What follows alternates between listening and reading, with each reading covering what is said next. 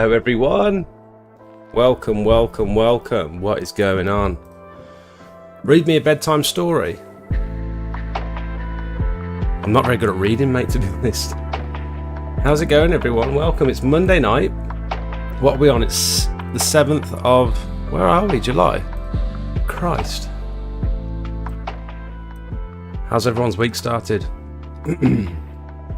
Tracy, welcome. Nick. Evening, Jack. Thanks, mate. What are these new little badges in the chat? What are them badges there? Top fans. Ooh, we've got a ranking system now in the chat. Daz XTX is my 4th top fan. That's very cool, isn't it? Welcome, you lot. Jamie, you alright, mate? Howdy, Jack. Thanks, Daz. Welcome. The alcohol has stopped and the vests have come out. Yeah.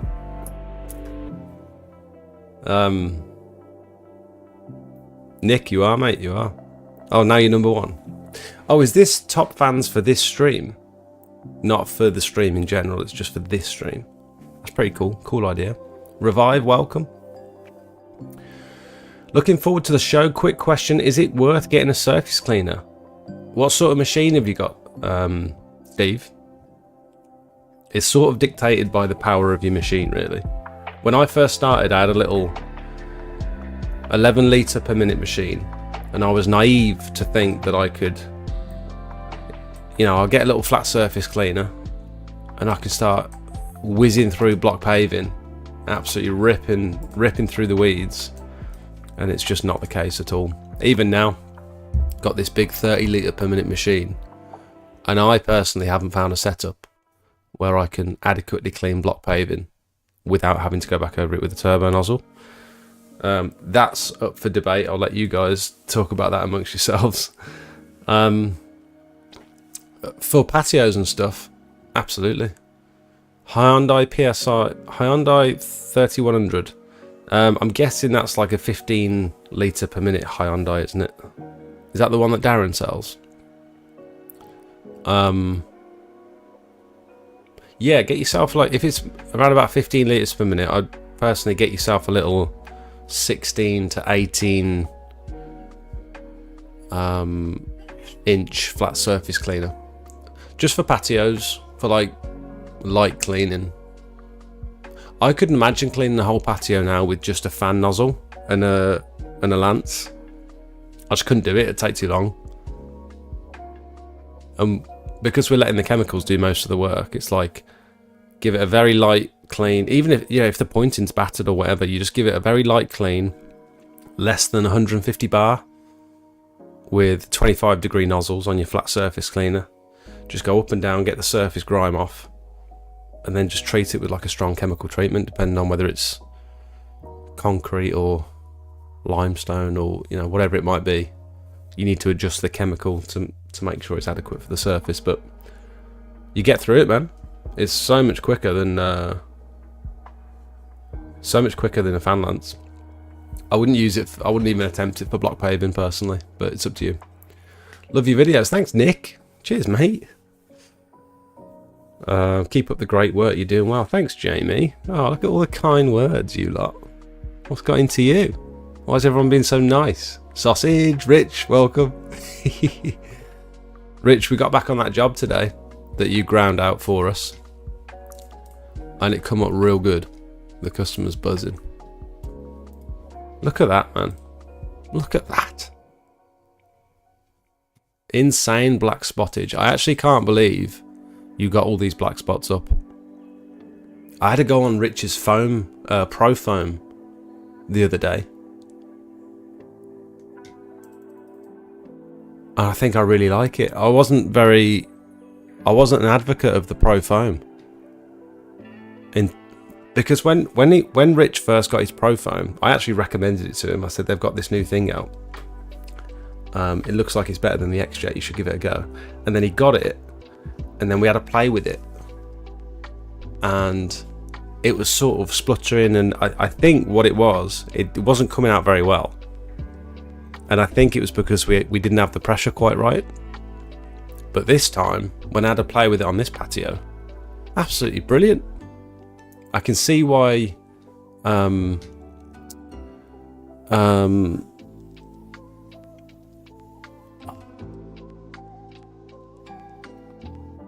oh, his name has slipped my mind.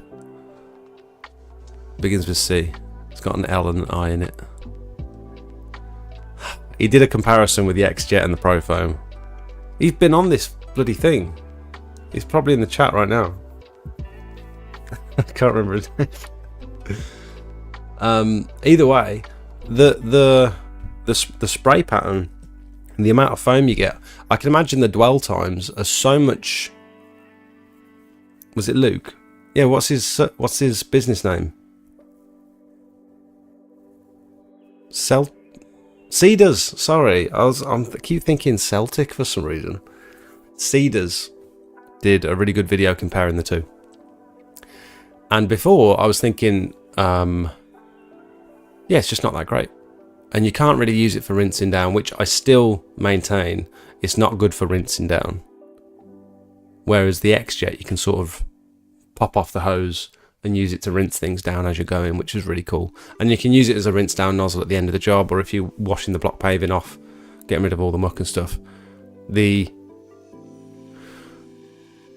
X-Jet is definitely more versatile, but if you want to get the chemical down on a ground surface efficiently and to have the most increased dwell time possible, you know, once you've mixed your surfactant into the hypo and then you put it through a Profoam, the foaminess is insane.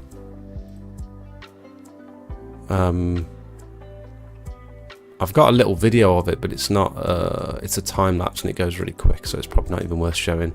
But look at these results, man. Look at the black spots. The black spots are insane. Let me just show you a better example. Look at these. And it's concrete, it's old concrete, so the black spots are like pretty well absorbed in at this point. And they got them all up. Absolutely cracking work. So the boys did the grinding and the cleaning, while I buzzed off and went and did one of the easiest pattern imprinted concrete cleans of my life. And then I came back, took all the glory at the end and helped them tidy up. Look at these black spots, man.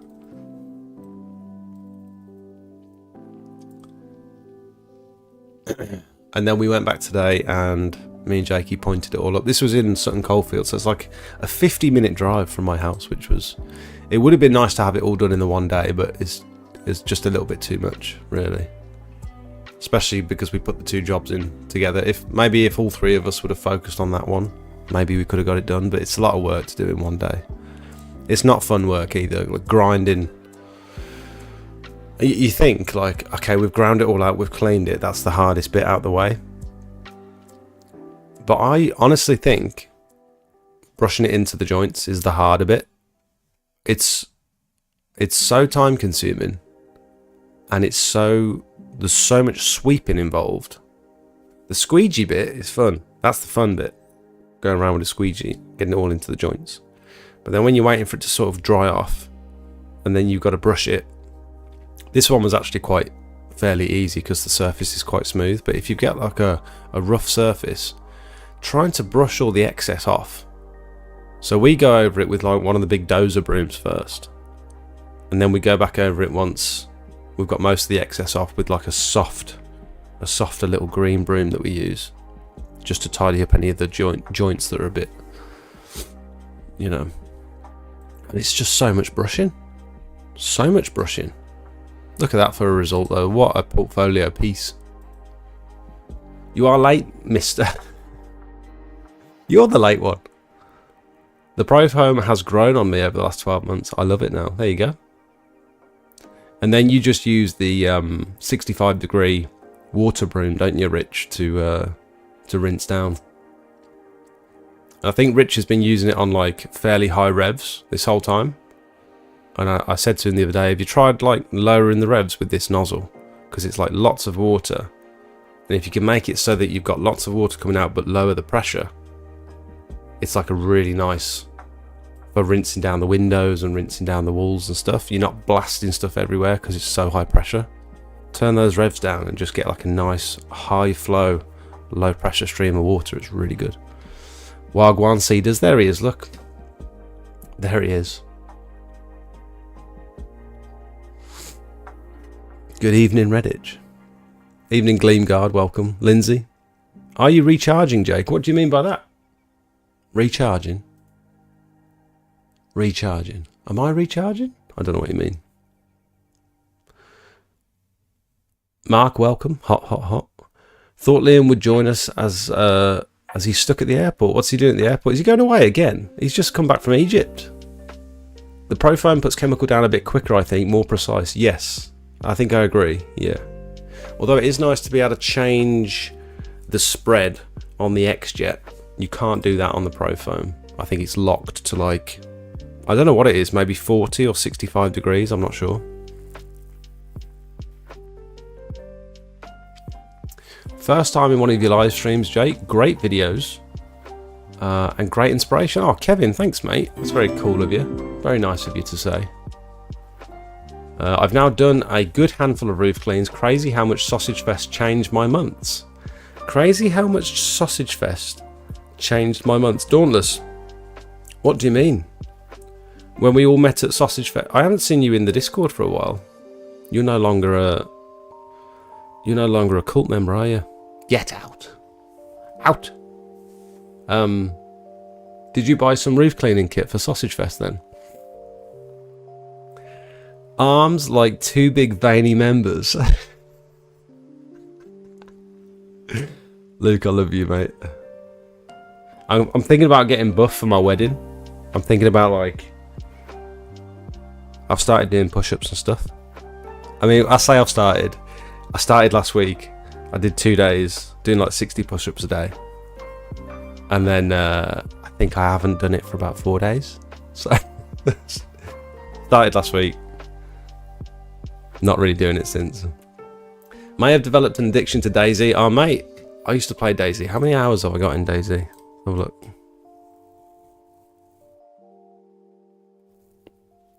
It's really sad, isn't it? Oh dear.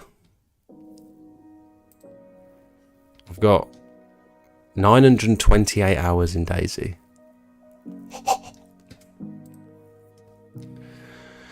That's pretty wild for a video game, isn't it? 24 months, Luke. Thank you so much, mate. You're like one of the longest going members. I think you and Craig are some of the longest boys. Moja 1, let me measure you down all the way to Chinatown. Hand me that baton. Oh, you're so you actually make me laugh every time I read one of your messages. It's crazy. Evening Wayne, you're right, mate. Hi all, I want to buy Biocide BioClear Pro 40. I see it is licensed. How do I go about being allowed to buy it? So Howard, you need to go onto the Pure Seal website. Honestly, I would probably skip the BioClear stuff and just go for the back clear if I were you. Because just the difference in price for versus the amount of so this is the one I normally go for, is the back 50. If anyone else is in chat that would offer some kind of insight, I know the chemical makeup of both of them, like back compared to the BioClear. This one's DDAC, so is this alcohol based? So the BioClear is better in low temperatures, so like sub-zero temperatures. So if you've got like a frosty wintry day and you still want to biocide your roof, this is apparently a better option. But I will say, I was over in Bretperton and I applied back 50 onto a roof that had frost on it, literally had frost on it. And I came back 12 months later and the biocide had 100% worked. It was fantastic. I can actually show you.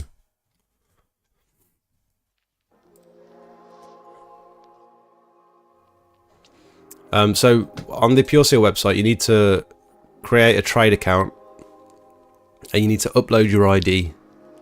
So before you buy anything, you also need to tick this little box here. But you must upload your ID and I think some business information, because it's a trade only site. You need to prove that you're in the trade, basically. They have just put out a like a DIY site for like homeowners. But I tried to look at it the other day. It was called Pure Seal Solutions. This one here, puresealsolutions.co.uk, but it's gone. The domain is gone. And I had a quick chat with Chris the other day because I was doing a smelly gel video, and he said something like, I think they're rebranding it to something different, so it's not going to be Pure Seal Solutions anymore, because apparently it was getting quite confusing. I don't know who was getting confused, whether the process was getting confusing or the customers were getting confused. I'm not too sure, but that's no longer a thing. So this is the video. So we're back in Bretton after exactly 12. So you can see at the start of the video there. How do I pause this? So that's the difference after 12 months. Just scraping the roof and then applying the biocide, the back 50. That was 12 months. And the colour difference is insane. All the algae's gone. None of the moss has grown back. There is still some lichen on the roof. Lichen. But that is the big white spots of lichen are like the bits that are hardest to get rid of. The yellow ones, the yellow stuff isn't as bad.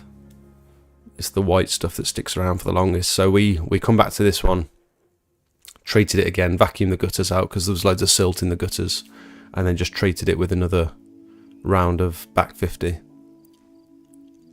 And I think the difference is considerable. So the fact that that worked in such low temperatures makes me that there's like a significant price increase going from the back 50 to the BioClear. They do a BioClear 40 and a BioClear 50, and I think these are like, I don't want to speculate on the price because I'm not logged in. I can't remember what the price is, but it's like a lot more. I don't know necessarily if you'd see that benefit. Hope that answers your question.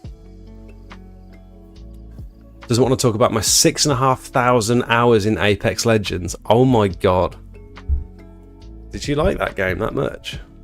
I thought it was good, but not 6,000 hours worth. I got my pressure washer at Sausage Fest and all the essentials I remember. Yeah, because you were just window cleaning before Sausage Fest. Then went from never doing one pressure washing job to now having done loads.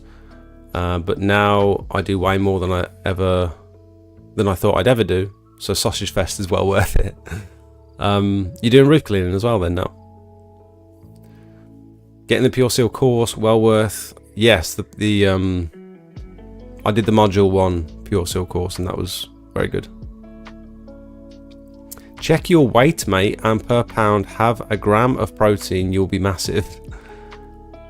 Have a gram of protein per pound, you'll be massive.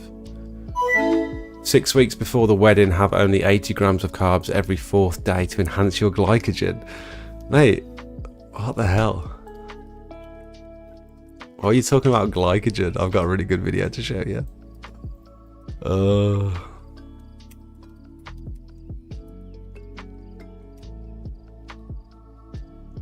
You might find this funny because I did.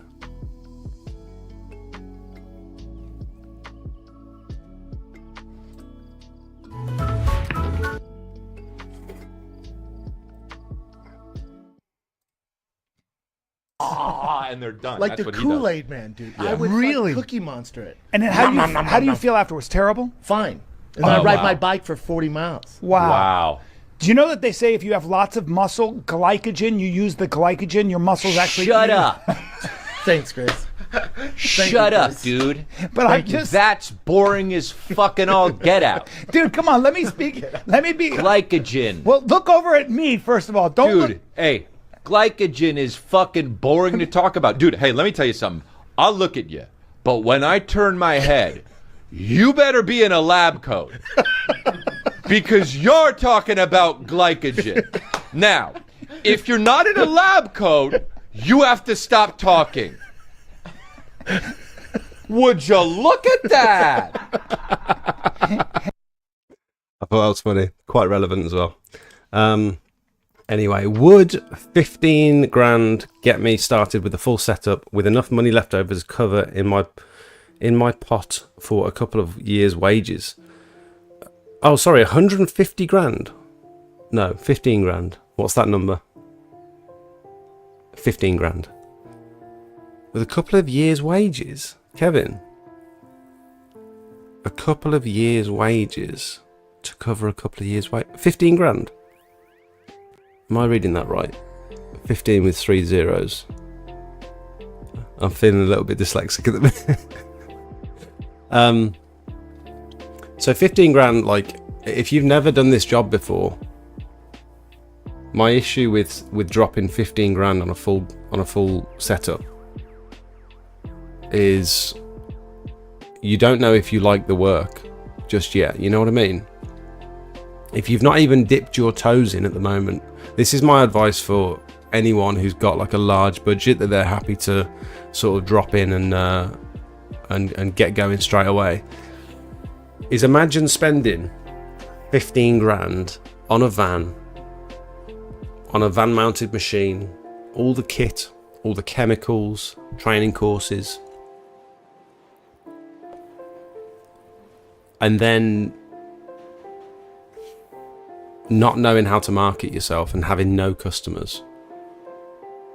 Word of mouth hasn't happened yet. You've got no recommendations, no reviews, no content. And so you've dropped 15 grand on all this stuff and the phone still isn't ringing. You know what I mean? That's my issue with doing something like that.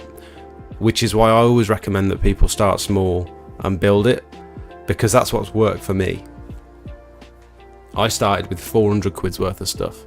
Little pressure washer, little hose, working out the back of my girlfriend's 4x4. My fiance now.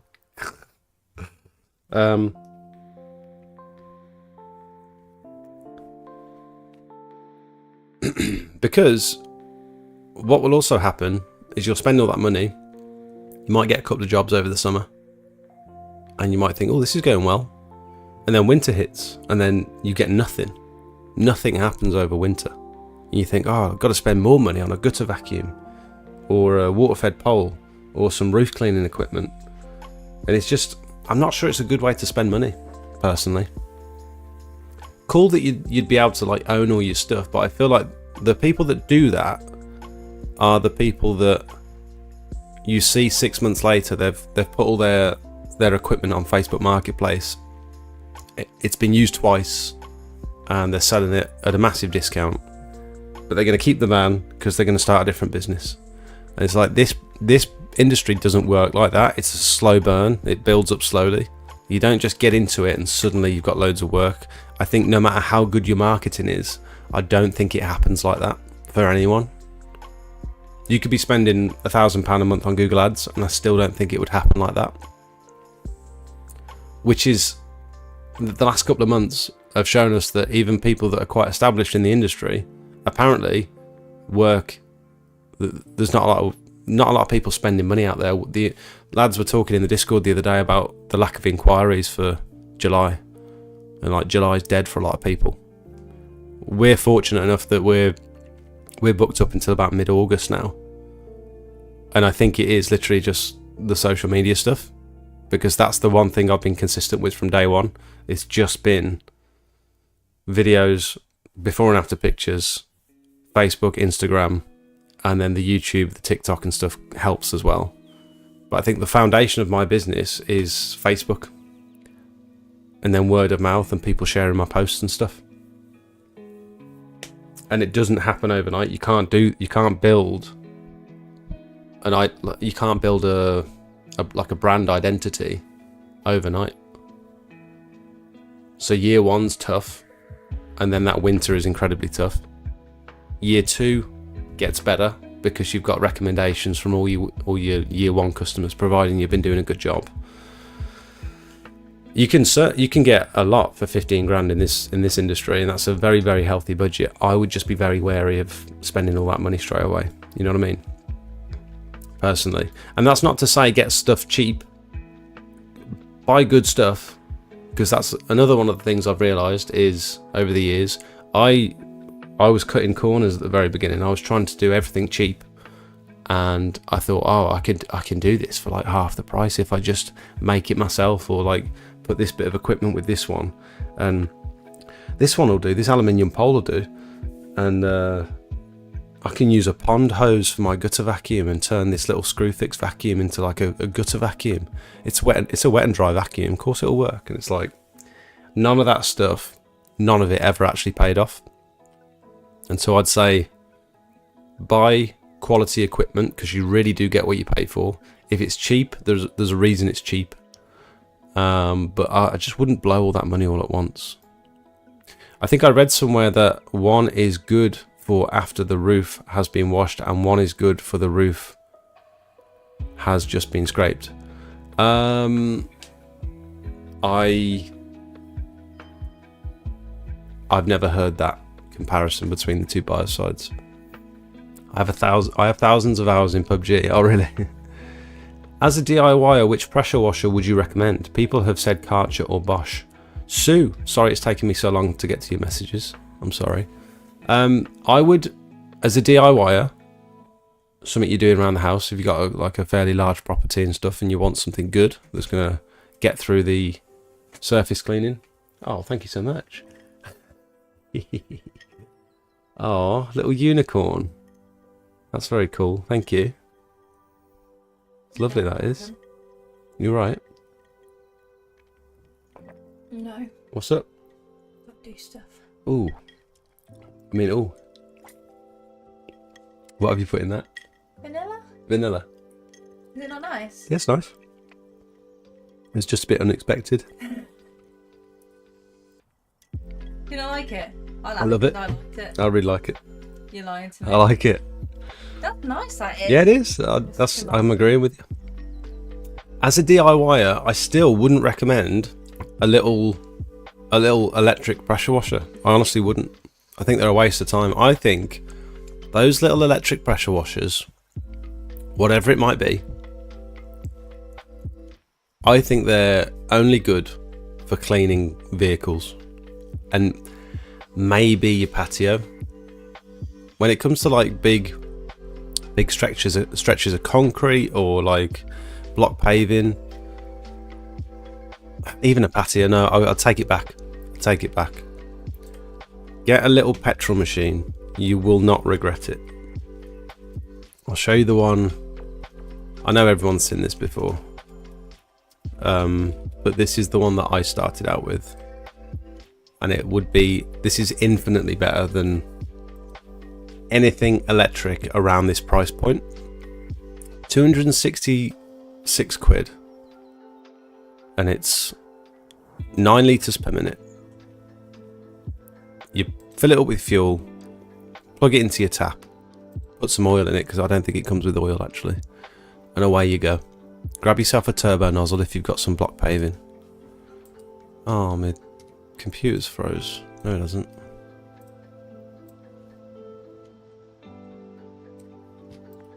The website's froze. Okay, cool.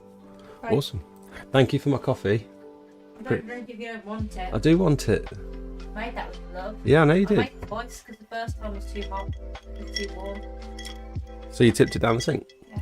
Ooh. Did it all again. Very cool, thank you. It's really nice. It's really nice. Remind me to squeeze more in next time. Alright. And 20 years of playing World of Warcraft. Oof. What will you use it for, Sue? What are you going to clean? That's a good question. Should have asked that first, really, shouldn't I? Nilfisk are better than Karchers if you're comparing the same specifications. Do you play PUBG? I have done. Yeah, we played many hours of PUBG. I wonder if I've got. It's probably not installed. Oh, only 200 hours in PUBG. Yeah.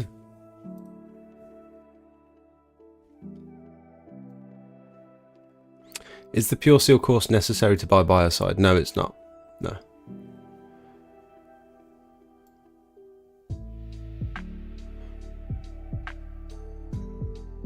Hi Jake, how was your chat?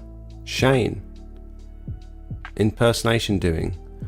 How was your chat? Shane ? Impersonation doing ? Oh. Are you talking about Shay? From Nyclean? I don't know what you're saying, Arden. I'm not really sure. How was your chat? I don't know what you mean.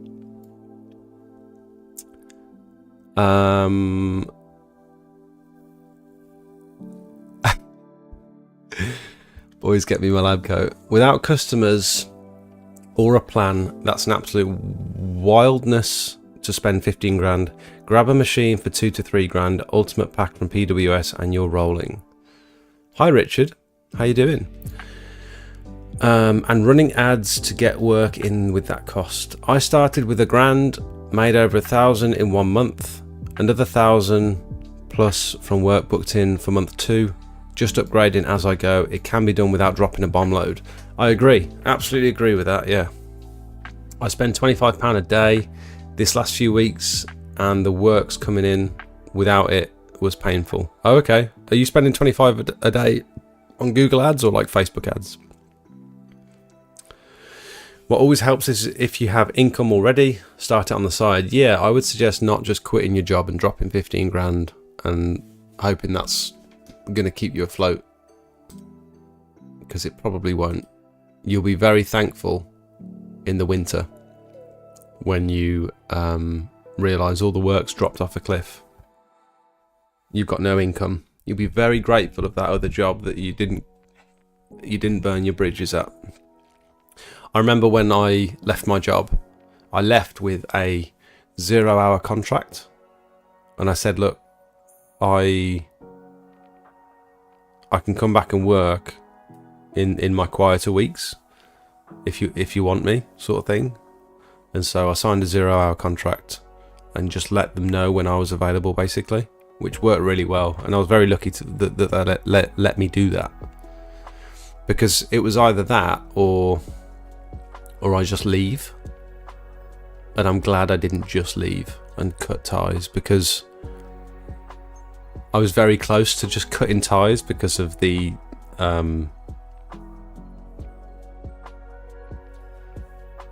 yeah, it doesn't matter. June and July are always slow because of holidays. Well, we said that last year about August. We said, late August is slow because of holidays. And someone said, I think one of the people that are quite well known in the industry, I can't remember what his name was, but he said he always takes his holidays at the end of August, because people are always away and no one's spending money. There's like 2 weeks at the end of August where the work just dies, and then it picks up again in September. I hire party tents out on the weekend and it's all really slow. I think everyone's just skint or trying to save money. That's interesting. It really does seem to be every single industry. Every industry, every trade, everyone's slow at the minute. I don't know why. What could it be? Can anyone speculate why people aren't spending money at the moment? Has something happened economically that's caused people to not want to spend on their homes? The reason we're not spending on our home at the moment is because we're moving next year. But we're a bit of an edge case. I don't know how many people are moving next year, causing them not to spend money. You know what I mean? I've done at least 2 driveway or patio jobs each week for the last 2 months. Thanks to your quoting system, it's great that you give your expertise knowledge out there. Cheers, Steve. Oh, no worries. I'm glad you're I'm glad it's coming in useful. For anyone that doesn't know, Steve has just reminded me to let you guys know that my quoting tool is now on the Google Play Store in early access, and it's called Upsell. You might have seen it at the bottom of the stream just here, Upsell. Check it out. It's on here. It's essentially a calculator where you can input all your prices for each service. You can keep track of all your customers. All your customers have got their own little profile with their name, address, telephone number, email address, and then all the quotes attached to that customer as well. And then you can obviously generate quotes, send them off in PDF format, save them, keep track of their status, whether you're waiting for a response or whether the customer's paid or not. Some of you guys might find that useful. It's a 7-day free trial at the moment, and it's called Upsell. Have a little look, have a sticky beak, a little peek. For the £25 per day outlay, £700 per month, what are you making profit wise after the outlay? That's a good question. What's your recommendations, Jake? If the property does not have, sorry, the chat keeps disappearing. If the property does not have external water supply to fill your buffer tank, so the first thing I'd do is see if you can ask a neighbour if you can use their tap, because whatever way you spin it, taking your hoses through the customer's house and trying to plug onto their kitchen tap or whatever, or under their sink or whatever, just massively increases the risk of something going wrong. It's an absolute pain. It's a ball ache. It means you've got to have a door open, or you've got to feed it through a cat flap or whatever. And if you're washing near that area, it means you're going to get dirt in the house, particularly with a turbo nozzle. There's a risk that it's going to pop off when your buffer tank gets full and it stops at the top. All the pressure builds up in the hose, and at that point it could pop your attachment off the kitchen tap. There's loads of these kitchen tap fittings that you can screw on, even the downstairs bathroom tap or whatever, but none of them are perfect, and it's good to have at least one of each just for an emergency, but I hate using them, to be honest. So the best thing I can recommend is knocking on a neighbour's house and, well, say to the customer first, are you friendly with any of your neighbours? Are you friendly with either side? And if they say like, oh, we talk to those ones quite regularly, just say, do you mind me popping around and just seeing if I can use their water for an hour? Or however long it might be. And I think it works out. We might need to do, let's ask ChatGPT. How much would it cost me in the UK to use 15 litres of water per minute from my outdoor tap for 2 hours?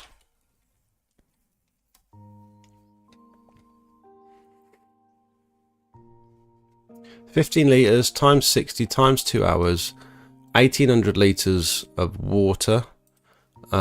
Typical cost is £2 to £3 per cubic meters, which would equate to £4.50 for 2 hours at 15 litres per minute. And 15 litres per minute is a lot of water. So most people aren't pressure washing at 15 litres per minute unless you're going full whack with the turbo nozzle. So £4.50 for 2 hours of water, and 15 litres per minute is like a decent amount of water coming from the customer's tap. That's if we get 15 litres per minute from a customer's tap, we consider that a pretty good day. Anything less than about 13, and we're sort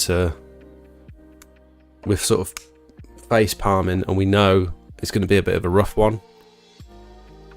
Anything more than about 20 litres per minute, and we know that We know that our hoses are going to pop off as soon as the tank gets to the top because of those stupid brass fittings that we hate. So you could go to the neighbour.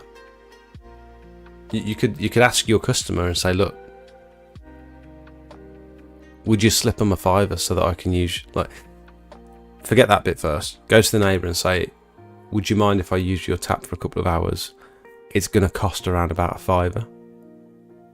And if they say absolutely not, then you can say, what if I pay you a £5 and just increase the customer's bill?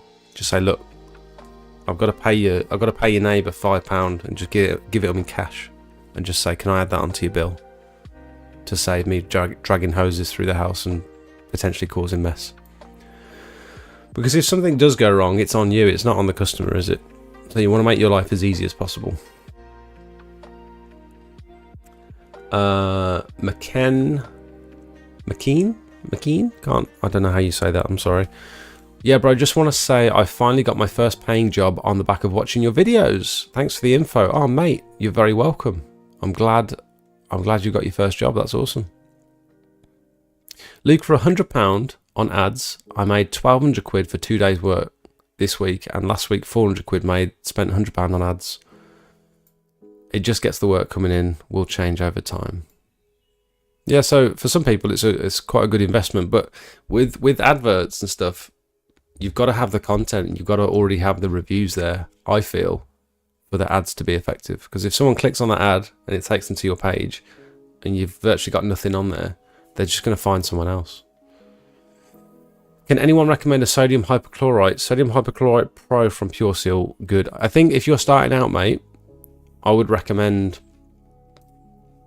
the Nuclear Fallout Pro.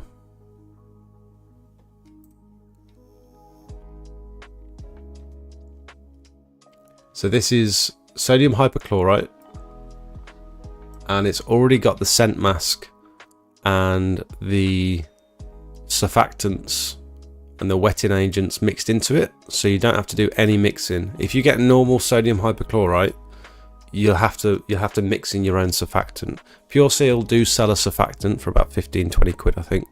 Last time I looked, I can't remember now.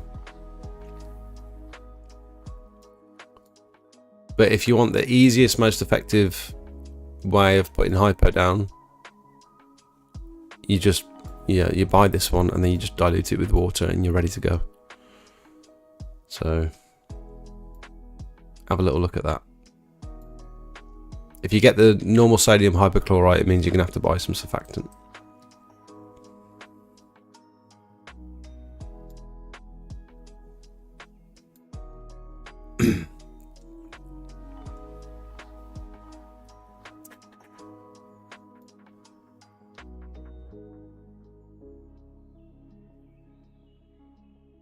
Also, the ads have attracted a property management firm I gave a quote for this week.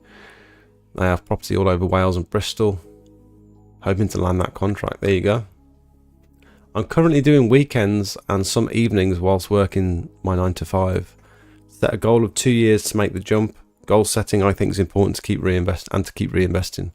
Yeah, I had a goal of 12 months. I said to myself, it wasn't even a goal to where I wanted to be. It was just, I'm going to start this thing. I'm going to buy a pressure washer. I'm going to do it on the side of my job. And I'm going to commit to this one thing for 12 months and just see where it takes me. So that's what I'd recommend doing. A goal of 2 years to leave your job and go full time, I think, is a good goal. You'll probably find you can do it in less than that, but 2 years I think is a good goal to have.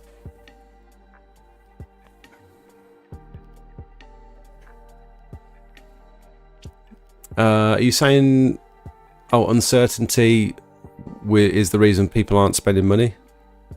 Of course it is. Financially, food is an all-time high. Council tax, water rates, gas and electric, petrol, diesel are all on the up, and wages are not rising at the rate cost of living. Yeah.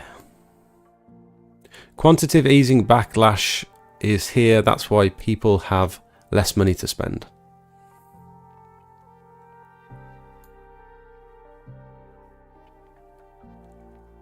Any tips on how to stop turbo nozzle getting blocked and how to prevent it? I had a good tip from Conrad at the cleaning expo. He was talking about turbo nozzles. And he said a lot of people actually start their machine the wrong way. When you pull that trigger for the first time, if you've got some grit in your turbo nozzle and you pull that trigger, the grit is going to go flying to the front of the nozzle and it's going to block up instantly. He said, whereas when you first start up your machine and first pull the trigger, if you do it pointing it up in the air, the little spinning ceramic nozzle inside falls back down into the nozzle, and you pull the trigger and the water bypasses it, and for a split second it could potentially clear a little blockage, which is cool. I never thought of that. I've never done that, and even now that I know that, I've never done it. But Rich's turbo nozzle on that job that we did the other day, his blocked up, and it was just like reduced power for some reason. No, I think the ceramic broke on the end actually. I think the little ceramic spinner broke inside his turbo nozzle, so he wasn't getting full pressure from it. Inline filter, good idea. Yeah, you can get one that goes on the Lance, can't you? Do PWS sell them? Inline filter.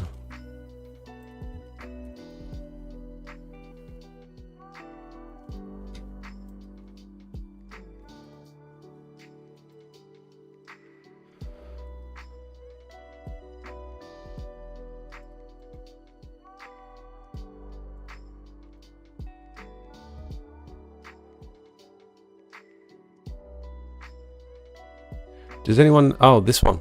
High pressure inline filter. So this goes on your Lance. On the end of your Lance, before your turbo nozzle. And that'll catch any crap before it's allowed to get into your turbo. We should get these. I'm going to do a video because there's little bits like this that I want. I'm going to add that onto my little wish list. And I think I should make a video about all these little improvements that I can make over the next couple of months. Because they're all like cheap, relatively cheap stuff.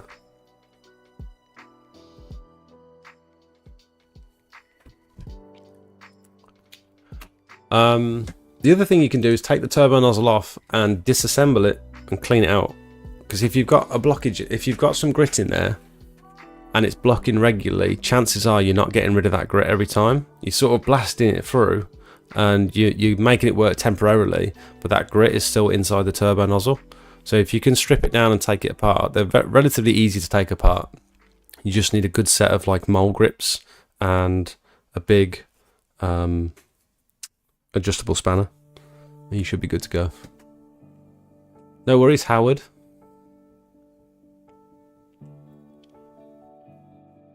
You're not running the tap constantly. It will stop when the float stops.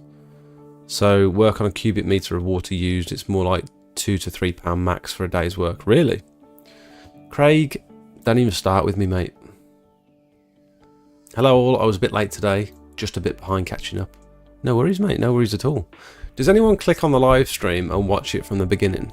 Can you watch it from the beginning when I'm live, or do you have to watch it from the point of now? You know, if you were to click on this live stream now, can you scroll back to the start, or do you have to wait till it's uploaded afterwards? You know what I'm saying? Difference between Nuclear Pro and Nuclear Fallout Pro. So the Nuclear Pro is based on a 10% hypo, sodium hypochlorite content, strength. The Nuclear Fallout Pro is based on 13 to 15%, or 13 to 14%. I don't know why there's a range. I'm guessing it's because maybe when it's fresh, it's 15%, and when it's been sat for a couple of weeks, it drops down to maybe 14. I have no idea. But the Fallout Pro is the stronger one, and that's the newer one as well. They only ever sold Nuclear Pro. Something to do with packaging. So I think something to do with shipping. They couldn't ship a stronger version because of some rules, potentially, maybe. I don't know. But also there's issues with shipping when you're trying to ship like corrosive chemicals in 20-litre barrels as well. So I think it's easier for them to ship it in little 5-litre containers, but people buy so much of it, it's just not cost effective to... What do people do with their containers? I've been doing quite a bit of sealing over the last couple of months, and the amount of empty containers I've got down the side of my house is getting a bit out of control. I've got sealer drums, big 25-litre sealer drums, the metal ones. I've got tarmac sealer drums. I've got hypo barrels. I've got Nexus Titan tubs. And what do you do with all that? I did take some down to the tip the other day in Sophie's car. And he's like, what's all that then, mate? And I went, oh, it's just from cleaning our patio. You know, there's a lot there, isn't there? I went, yeah. You went, is it commercial waste? I went, what do you mean? He went, well, do you run a business? I said, yeah.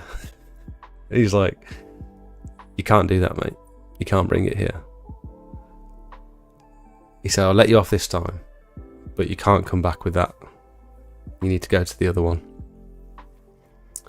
And so I might go and investigate tomorrow, actually. I might go take it to my local spot in Redditch. Apparently I think you drive onto a thing and they weigh the van, and then you basically chuck everything out and weigh the van again on the way out, and then you get charged based on the weight. But I don't know if there's any restrictions as to what you can get rid of. Because the hypo containers have got hypo residue. Do I need to clean that out?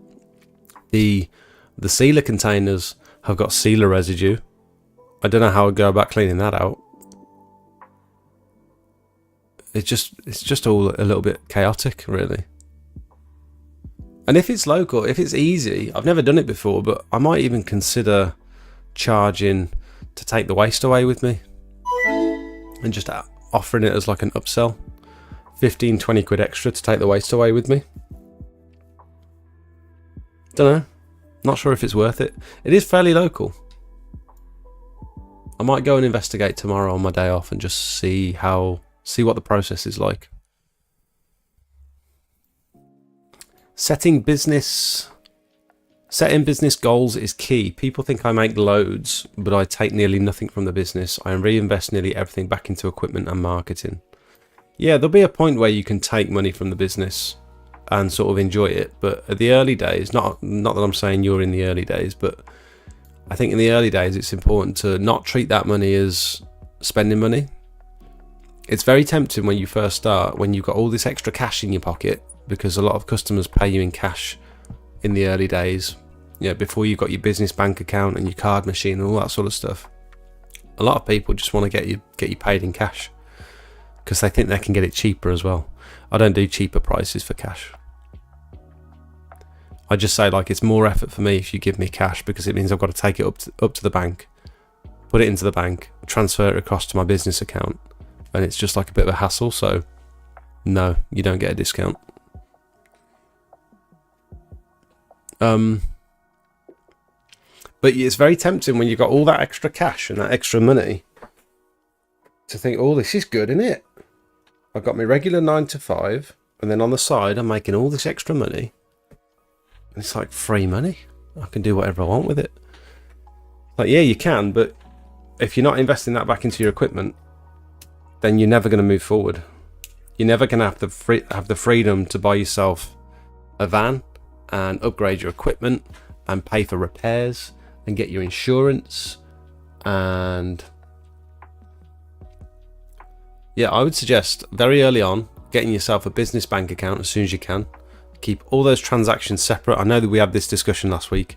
Keep all those transactions separate. You've got your personal stuff and you've got your business stuff.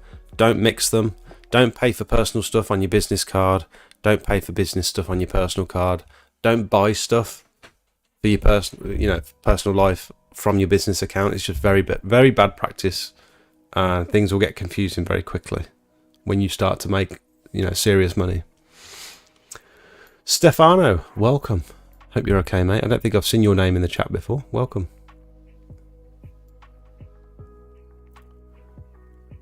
Make sure your filter in the water going into your pressure washer. Make sure you filter the water. Yes. Yeah, most most pressure washers have an inline filter going into from the suction hose going into the pump, but also you need a filter, like a little basket filter, on the bottom of your buffer tank, because your buffer tank gets really mucky, filled with little bits of muck.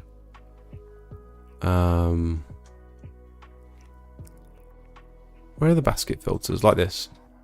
Get one of these for your buffer tank. Because if you put in, which you will, you'll probably store hoses and all sorts in the bottom of your buffer tank, and they'll all be covered in muck and stuff, no matter how much you think you're going to clean it out and stuff. The other thing people do is they're turboing and they're cleaning the driveway next to their buffer tank, and they've got the lid open. They've got the lid open on their buffer tank. It's like, what are you doing? Close the lid. Keep it clean. I'm trying to get a Q fitting off a lance at the moment. It's stuck fast to the pipe.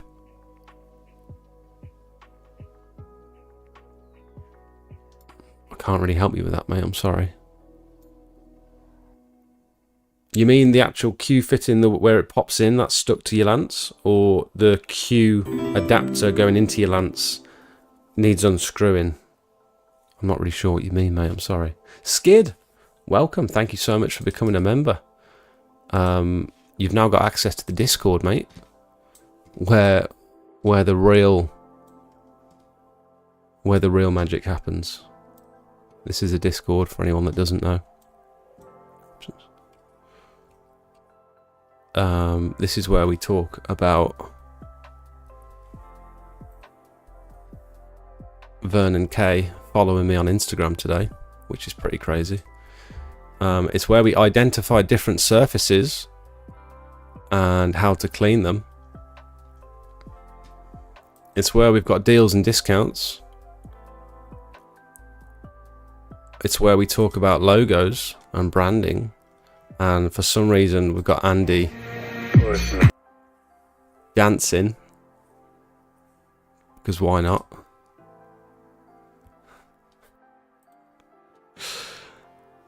We've got a little offer in the Discord at the moment with the logos, the websites, the branding. We've got Luke Jarvis, and he's doing us a special group discount for logo design and stuff. And he can handle everything with your websites and stuff. So I thought it'd be good to have one person in the Discord who's a professional, who does this for a living, who can get us like a consistent Discord smelty only price. And he's helped quite a few people out already, which is cool. It's very cool. We've got a chemical chat where we discuss the best way to clean certain surfaces, which chemicals to use. We've got a sealing chat. We've got repointing. Look at some of the work people are putting out at the minute. Justin from Keystone, look at this. Absolutely insane transformations. The quality of work that I'm seeing in this Discord is absolutely wild. We've got this before and after submissions section. And the quality, look at this. Absolutely wild. I know there was a lot of work done at this property. It wasn't just this patio. I think they even fitted like a French drain going down the garden to help with flooding and all sorts. They've done, this was a big project. The work that you guys are putting out, there's one from Cedars. Cedars, you should consider changing the aspect ratio on your camera, mate, so that this isn't 16:9, is it? I'm guessing you've got a Samsung. For some reason, the default camera size on a Samsung is like wild like this. It's like really long. You might want to change it to 16:9, unless it's a cropped image. I'm not too sure. Look at that. We've been doing some decking this week, and that is, what a result, man. I bet the customers are over the moon with that. We got one of our best decking transformations on the day. You know, sometimes with decking you clean it and it's still green afterwards. It looks cleaner, but it's still green. Well, the other day we did one and it looked great. Have a little peek at this. Have a little sticky beak at this. This was one of the worst decks actually I've ever cleaned, I think. It was rotten. There were bits of it, you walk on it and you could feel the boards like flexing underneath you. So I think all the battens underneath were rotten. And also there was like weeds coming, oops, I didn't mean to do that. There were weeds coming through the deck, and there were like vines that were like weaving in and out all the little pieces of the board. And this little bush here was like spreading out into the deck, and we had to like, it was all stuck. You pull it up from the deck and it was all like attached to the wood. It was like an absolute forest. Jakey spent like the first half an hour, 40 minutes just sweeping and pulling weeds. And some of these deck boards were totally rotten. So I had to be quite gentle with the pressure washer in some places. But look at that, you just wouldn't expect that transformation from that. Look at the colour. I've impressed myself. There's some green on it, there is some green, but the biocide's going to take care of that within less than 24 hours. But look at the condition of it, man. From the pictures it looks like a brand new deck, but then you zoom in and you can see like absolutely rotten in places. Really, really pleased with this one. They don't often come up like this on the day. A lot of the time you've got to wash it, treat it, come back a couple of days later to take the photos. A lot of the time I just can't be bothered to do that, and so I'm very grateful when they come up like this, because it's like you can get your photos on the day. You still see a lot of green under this bush here. Not crazy. This was after we'd swept up and stuff. I should have took the pictures before we even swept. Applied the biocide. Again, back 50 from Pure Seal with the water-fed pole. Actually, I think this might have been the Green Clear Pro from Smart Seal on this one. We used the back 50 on the next deck that we did that day. Yeah, I think this was Green Clear Pro. This photo is my favourite. Look at that. Again, you can see it's just rotten on the bottom down there. This was the other deck that we did. Not much of a transformation on this one, but it's still, we freshened it up, applied the chemical. Looked a bit better than when we started. This video's done well when I went out and cleaned this bench. So it's, yeah, like a day of cleaning wood, which we don't often do, to be honest. I would say the two jobs that we do the least often, the two surfaces that we clean the least often, are probably decking and resin.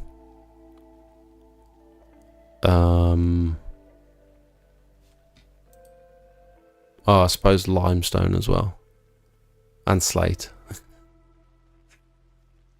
We do still do all of those surfaces, but we just don't do them very often.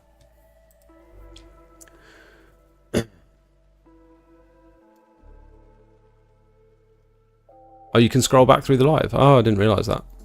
I took all my containers to McCarthy Marland for disposal. They didn't ask.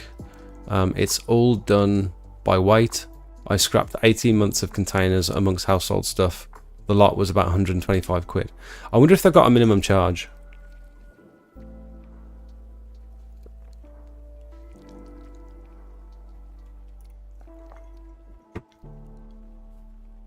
Could you talk to us a little bit about Nexus Polysweep and how it's better than kiln dried and how it sets hard, etc.? Yes. We use Polysweep quite a lot, and I like to offer it as an alternative to sealing, because for me it works out a little bit cheaper than sealing, and there's just infinitely less risk.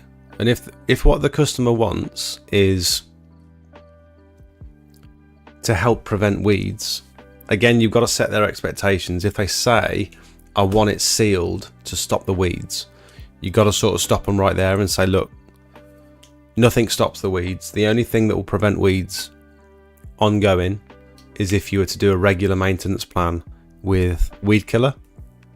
At that point, you need a weed killer's license, a PA1 and PA6. So I don't have that at the moment. We were talking about it in the Discord today. It's something that I think would elevate my business to the next level and allow me to offer like the full package. That's the rope access course for scraping roofs and the weed killer license are the two things that I think would mean that I'm at the point where I'm comfortable with where we are as a business. Because just think, like, if you can, every single driveway, you have the opportunity to upsell a weed killing package, and you can just say, I'll come back every month. You can pay me whatever it might be, £15 a month. I will come back every month, check the drive. I'll spray any weeds if there's anything popping up, which there will be eventually, especially with block paving. And we'll kill all the weeds. And we'll do that for the next 12 months. And then you might want it cleaning again next year. But if not, we'll just maintain it.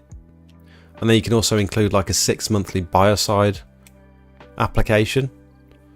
And at that point, you're offering the full package, aren't you? You're cleaning it, you're chemically treating it, you're like restoring it, potentially repointing, doing all that stuff, and then you're just maintaining it. Which is what more does a customer want? Hassle-free, looks good all year round. But I think the alternative to sealing is the hard set in sand, because most of the time that's all the customer wants. If you ask them why they want it sealing, you can frame it like, do you just want the sand in the joints to be hard so that it slows the weeds down, or what's the purpose of wanting the surface to be sealed? If customers approach you about any sealing job, sealing their sandstone patio, sealing their concrete patio or their drive or whatever it might be, if you actually press them a little bit and say, for what reason do you want a quote to have it sealed? Most of the time, they either don't know, they think that's what needs to be done based on what other people have told them, or they think it's going to stop it getting dirty. That's the other thing with sealing. The surface gets just as dirty, in my experience. You can still get things like tire marks, you can still get rust stains, you can still get organic growth. It doesn't really change anything about the surface. It can protect it from oil stains and make oil stains easier to clean off. But if you were to seal a driveway and you get all the algae and stuff growing back, I suppose you could go back next year and just chemically treat it, but also you might find that you want to pressure wash it again. And then do you top up the sealer? Like, what was the point in that initial investment in sealing it? I suppose you've got to make sure it does a bloody good job first time round. And if you're trying to prevent weeds, really, you need to be pre-treating it with a weed killer, killing all those weeds first because it's absorbed through the leaf, not through the root, pressure washing it, resanding it, sealing it, maintaining it with a biocide treatment, and just hope that works, and hope it works for as long as possible. Because if 12 months down the line you come back and the drive's got loads of growth on it again, then all that effort was a waste of time and money for the customer.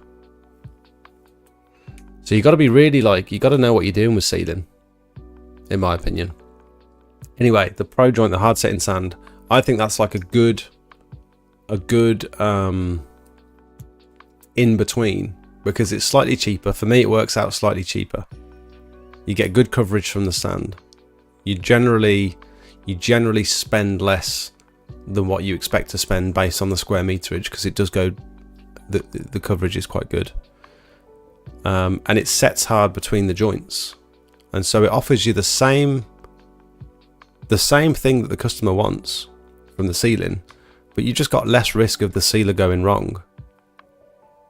And when you do come back next year to, if you do come back next year to pressure wash it again, I've pressure washed over this stuff and it doesn't pop out the joints. You might find there's a few areas where it's kind of sunk a little bit, but I've washed 3 drives 12 months, well, roughly 12 months after we've put in the poly sweep, and it's great. You might find there's a few gaps here and there, but you can just top it up again, and it's like, that was easy. You don't need to resand it again. You just need to top up little bits where it needs it. Mist it with water again. Here's a little video. Just a little update on this drive. A couple of weeks later. That hard setting sand is literally like cement. It's rock hard. Absolutely brilliant. Well happy with that. And I didn't realise that it actually contains cement.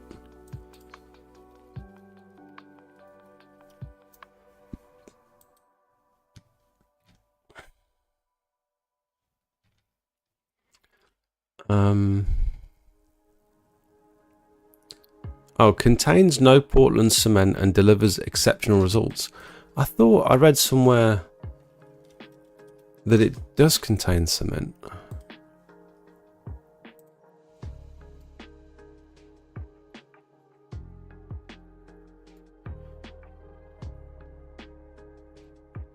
Did I read it on the bag?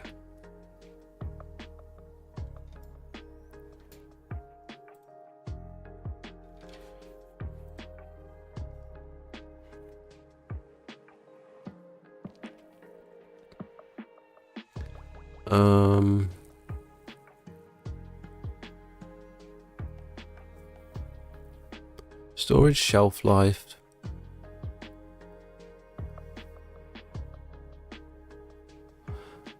Oh, maybe I'm wrong. Maybe it doesn't contain cement. Does anyone know?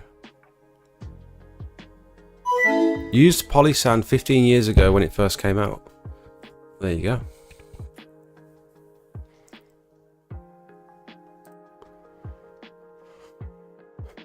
Where's my members badge? That's a very good point. Where is it?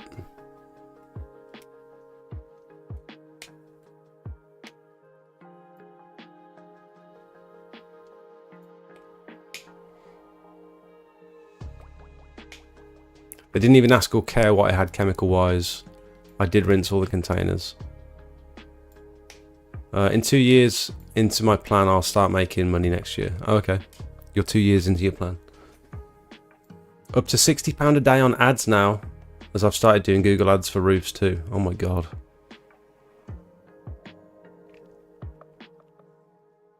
I joined last month, but Rev wouldn't let the resub. I'm not sure, mate. I'm sorry, I can't help. What's the best 15 litre per minute machine would you recommend?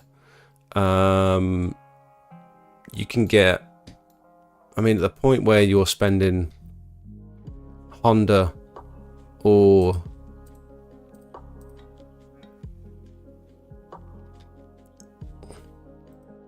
Briggs and Stratton money, there's not much in it, to be honest. PWS have recently put out the Alpha Core, where you've got a choice of 2 different engines.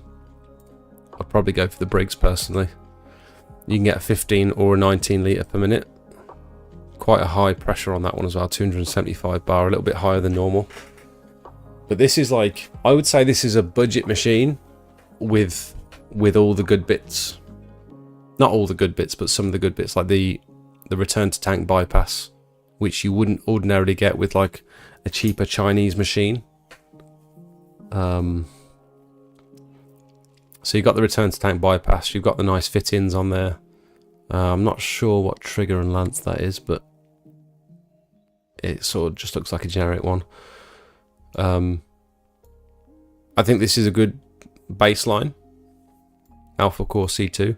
If you want to get a bit bougie with it and spend a little bit more money, you could go for a Alpha A2. This is, you don't need anything else. Like this is when it comes to what's the next step, like you don't really need to upgrade from this point. I'd probably go for an electric start. For the same price you can get a Honda GX390, you can get the Vanguard electric start, so I'd probably just grab that instead. 21,200, which is plenty. Get yourself the turbo pack at least, I would say. And that comes in at 2 grand plus VAT. So that's the big boy. In my opinion, that would be the one to get. And you can compare that with machines from AC pressure washers, because they where are they?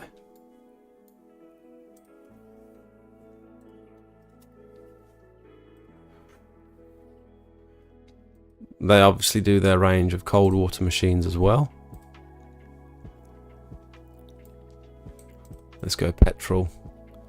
Let's go Seahawk. You've got your Hondas. You've got your Lonsin. Yeah, it's just Honda and Lonsin by the looks of it. So you got a similar one there. 1,600 quid plus VAT. That comes with... Does it come with 10 meter hose, Lance fanjet nozzle set, return to tank bypass, 21,200. So that's a very similar bit of kit.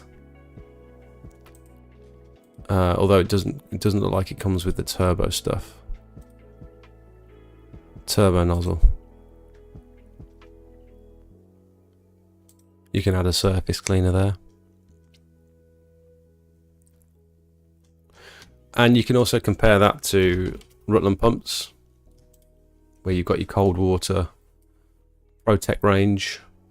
You can go 15 or 21. If you've got the funds, I'd probably skip the 15 and just go straight for the 21, just so you don't feel the need to upgrade in another 6 months' time. You got the Honda 21,200. Again, similar sort of price as AC. What's this one? Ready to work. So this one comes in at 1,800 plus VAT. And these are starting at about 1,600 plus VAT. Oh, that's without hose. Yeah, so you got to sort of weigh up what you're getting in the packs, because all these packs are ever so slightly different. Some of them aren't coming with lances, some of them aren't coming with turbos, some of them you got to add the high pressure hose on. And also keep in mind that if you're going for a machine that's putting out any more than about 13 litres per minute, you're also going to need a buffer tank. And if you want to figure out how to make a buffer tank yourself, if you're quite happy, I'm sure you can buy a buffer tank kit from AC pressure washers. I know that Equip to Clean sell a buffer tank.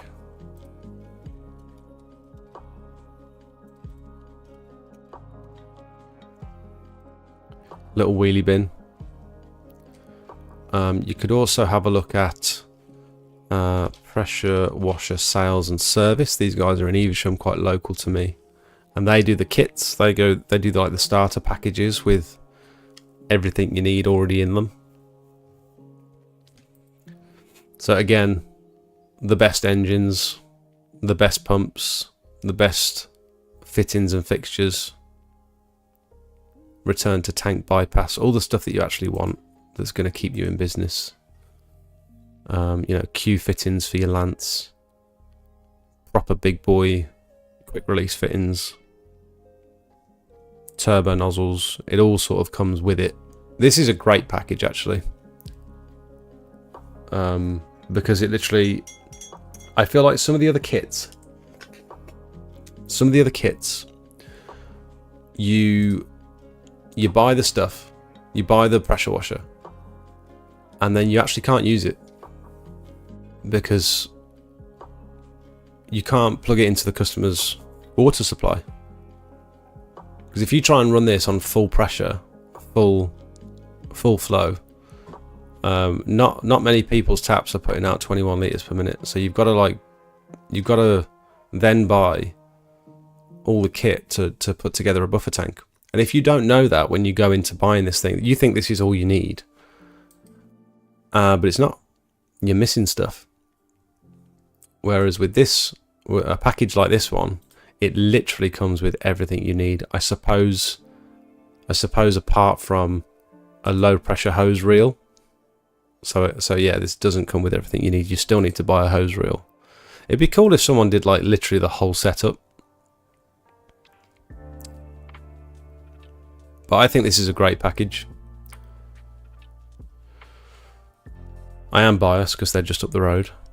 But 120 litre tank, 15 or 21 litres per minute, GX390.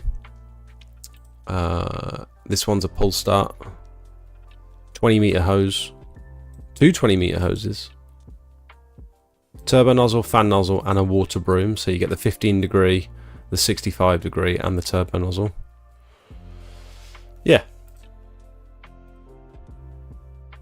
that's virtually everything you need right there, in my opinion. It depends on your budget. The core, like Luke says, the core is a very budget friendly option. Great machine. I've never owned one, never used one, but there's no reason why that wouldn't work for that sort of budget. 1,200 quid plus VAT. Can't really complain at that price, can you?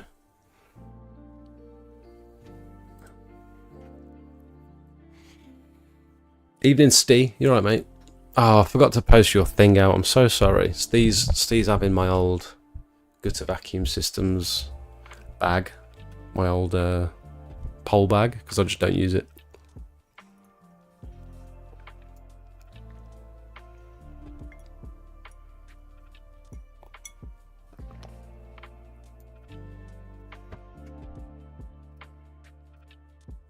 How much per square meter?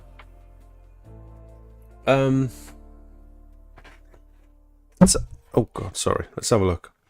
So for the hard setting sand. So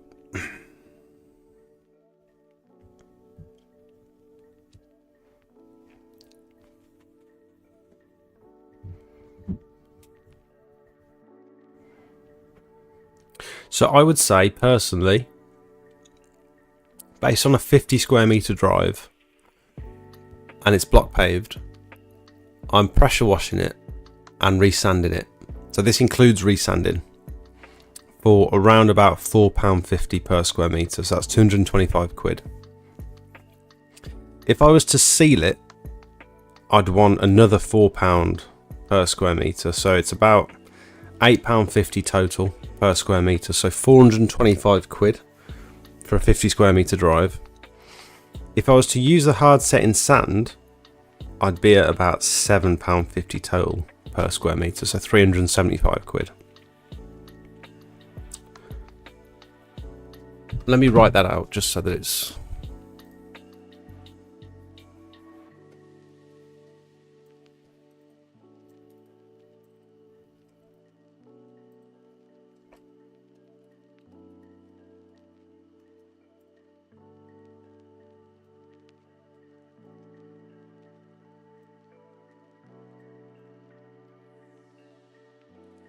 block paving.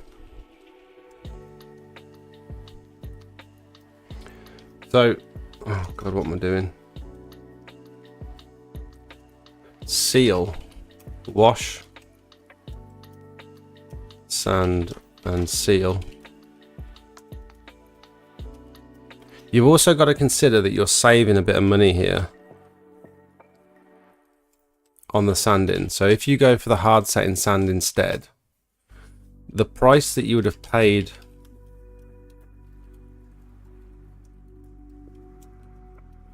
you think, oh, you know, an extra £3, does that really cover the cost of the materials per square meter and the labour to apply it? Because it does take slightly longer. It's slightly more labour intensive to do the hard setting sand because you've got to, it's harder to brush in, I would say.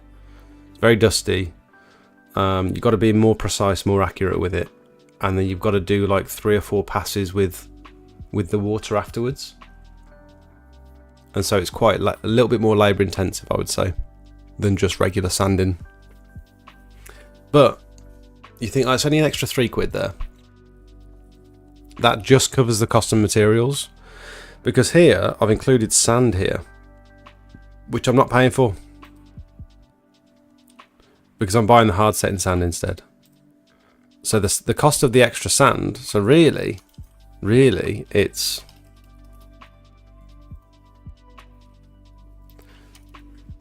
that.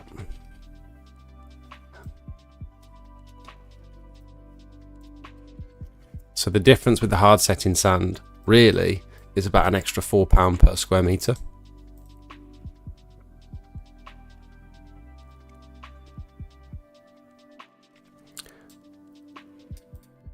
What does everyone think of that?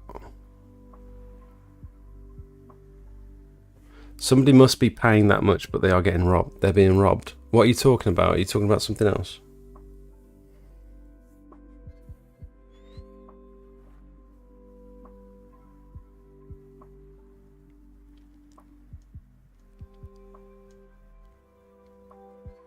I had one guy knock my door of my house with a van outside. He wanted 120 quid to clean the front gutters. I pointed at my van. 120 quid just to clean the front gutters.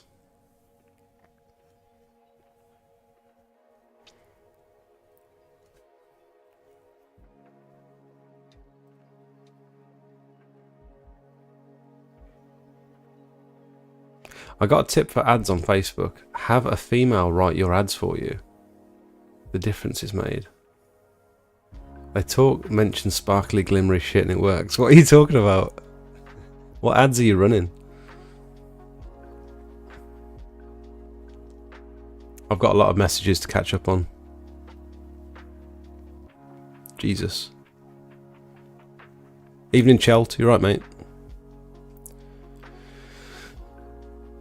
A course for scraping roofs. How they market the course doesn't make sense. Scraping a roof qualification.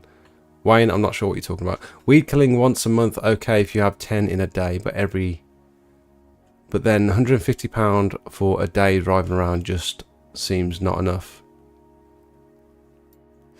I think you could do way more than 10 a day, mate. Some people are doing 10 gutter clearing jobs a day. If you booked in a whole day of weed killing, I reckon you could get around at least 20. It takes like, what would that take? If you've already got it all set up in a tank, in a pump sprayer, or a backpack or something, you've literally just got to pull up, hop out the van, spray the drive. You could be gone in 5 minutes. You could get so many of them booked in one day, and you're probably using barely any product. Sort out a group booking for the PA1, PA6. I also want to do it. That's a good idea. We could all do it on the same day. That'd be fun. Gecko, welcome. I tell customers to weed kill every few months after the clean. That's a good idea. I don't seal many drives. I tell the customer it's pointless and cheaper to get me back another 2 times maybe. Yeah, you could also look at that. Like the cost it's going to take me to... The cost for me to come back in 12 months time and just pressure wash it again. And keep the driveway looking fresh every year. Compared to the cost of me sealing it once and still potentially having to come back in 12 to 24 months again to wash it or to freshen it up, you know what I mean? Yeah.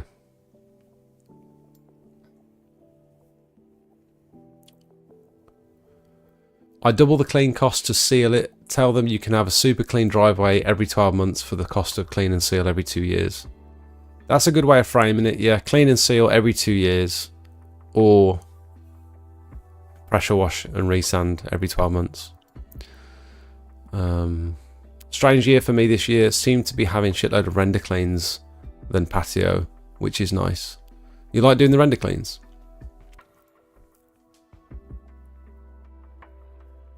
Gutters Conservatory has been flying easy money. Why can't you wait for winter?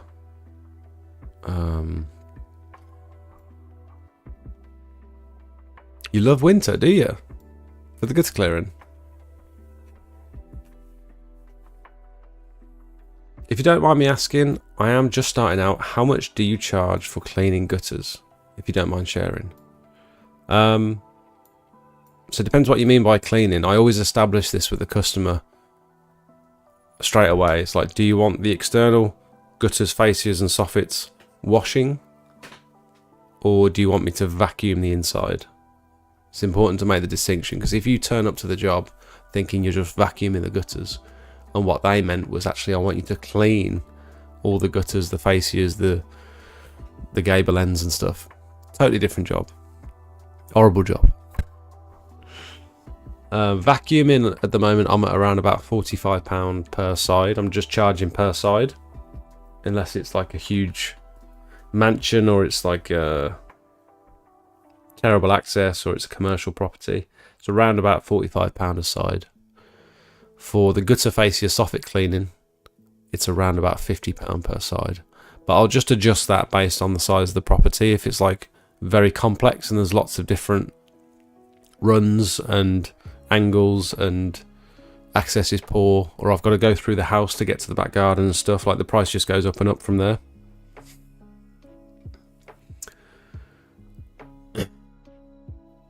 Got to do a service on my machine this week Briggs and Stratton. Where do you buy your service kit from? That's another thing to look at with maintenance stuff, is do you just get your local pressure washing place to service it, or do you buy a maintenance kit and try and do it yourself? It's good to know how to do it. Could get you out of a sticky situation one day if something goes wrong. I turned up to that free bench clean that I did the other day. I don't know if anyone saw it on Facebook, but I turned up and it was very embarrassing because I went to turn my machine on and it just went. I was like, they've seen me turn up in the van. She's probably already filming out the window saying, oh my God, I can't believe he's here so quick. And then I couldn't start the machine. I was like, oh my God, if I have to just drive off now, they're going to be like, what's he doing? Oh, that would have been so embarrassing, but it turned out just to be a loose battery terminal.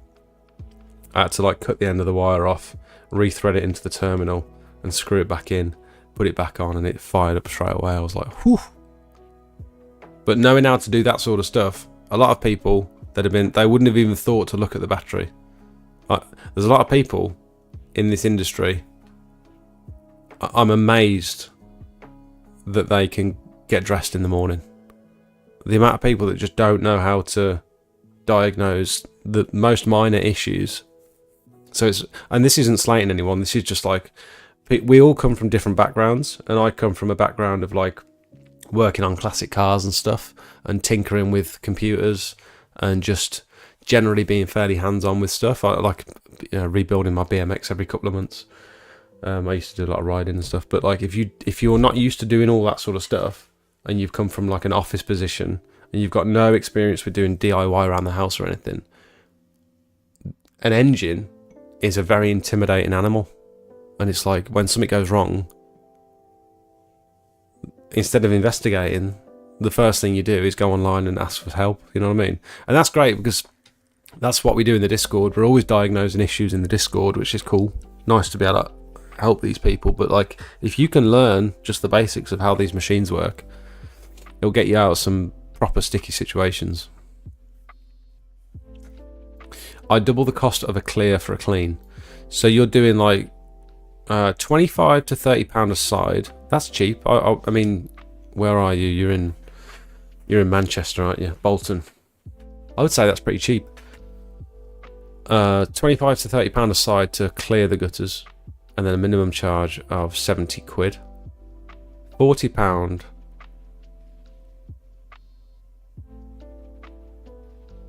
Oh, you haven't mentioned the other one. I charge £40 a side for a house for gutters. Front and back is £80.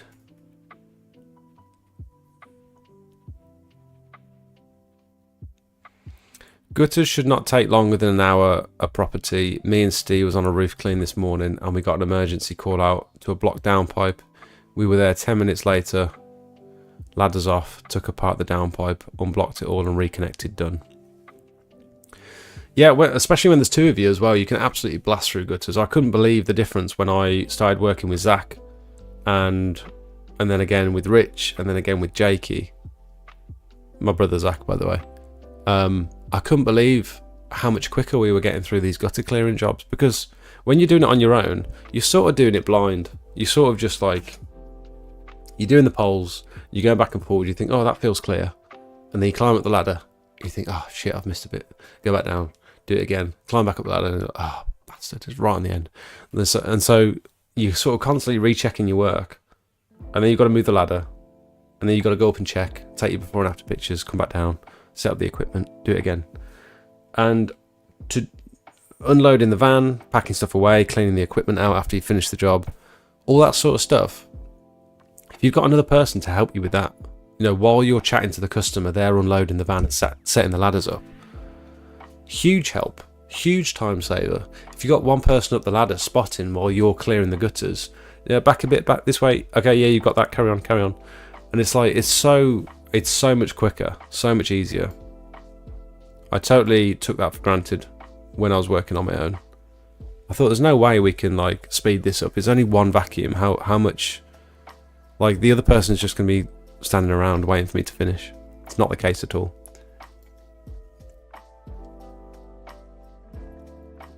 You don't use your Moja one. Post me that out, brother. I don't think it's mine to post out. I don't know if I'm allowed to do that.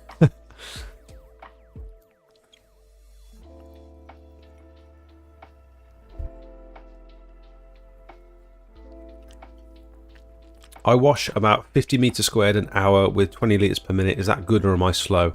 Jonas, what surface are we talking about? If it's just concrete, you could get 150, 200 meters squared done in an hour. If it's block paving, I'd say you're doing pretty good.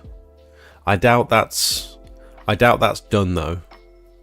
To arrive on site, set up your equipment, clean a 50 meter square block paved driveway, and adequately rinse everything down and put your equipment away. I don't think you're doing that in an hour. I did a big garden centre, and I think I worked around about 8:30, maybe 9, till about 3 in the afternoon. And I got through around about 175 square meters of block paving in a day. It was very dirty. It was like a lot of waste. Big surface area. Drainage was okay. Water pressure was incredible. And I did about 175 square meters on my own. And then come back the next day to finish like another 150 square meters off. And I thought that was pretty good going.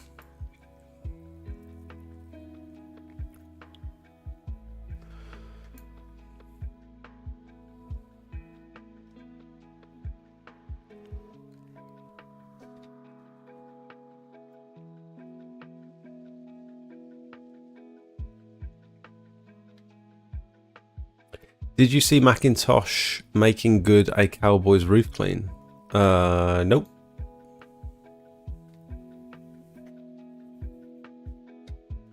I seen Red Clean calling out Macintosh. That's a little nod to the title of today's stream. Macintosh. He's done what? Is it AE? AE. He's fixing a Cowboys roof. Beware roof cleaning scammers. Oh, up and coming. Okay, it's not out yet. That'll be an interesting one. Yeah, I did see Red Clean's little podcast. I didn't mean little. I didn't mean.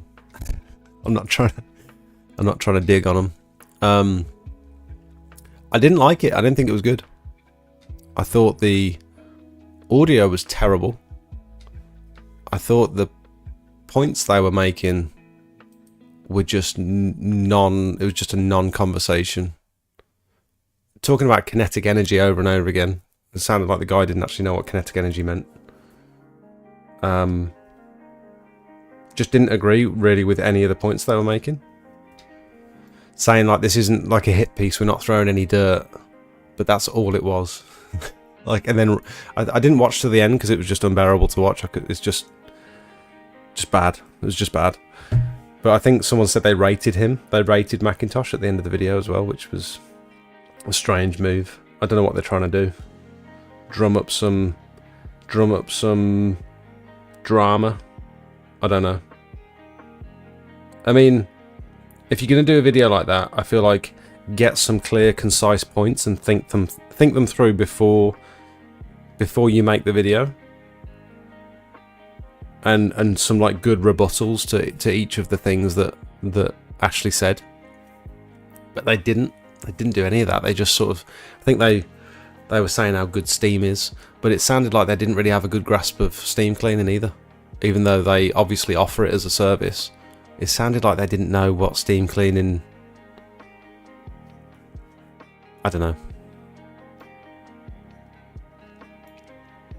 What weed killer do you recommend? The one that I've used on my own property that's worked incredibly well within like 24 hours is acetic acid. It's just vinegar. 30% acetic acid, diluted 1 to 3. Or 1 to 4, can't remember. You can get it off Amazon. You can get it in some local hardware shops. 30% acetic acid. Your garden will smell like a fish and chip shop, but you shouldn't be using it on. You shouldn't be using anything to kill weeds on a customer's property without your PA1 and PA6.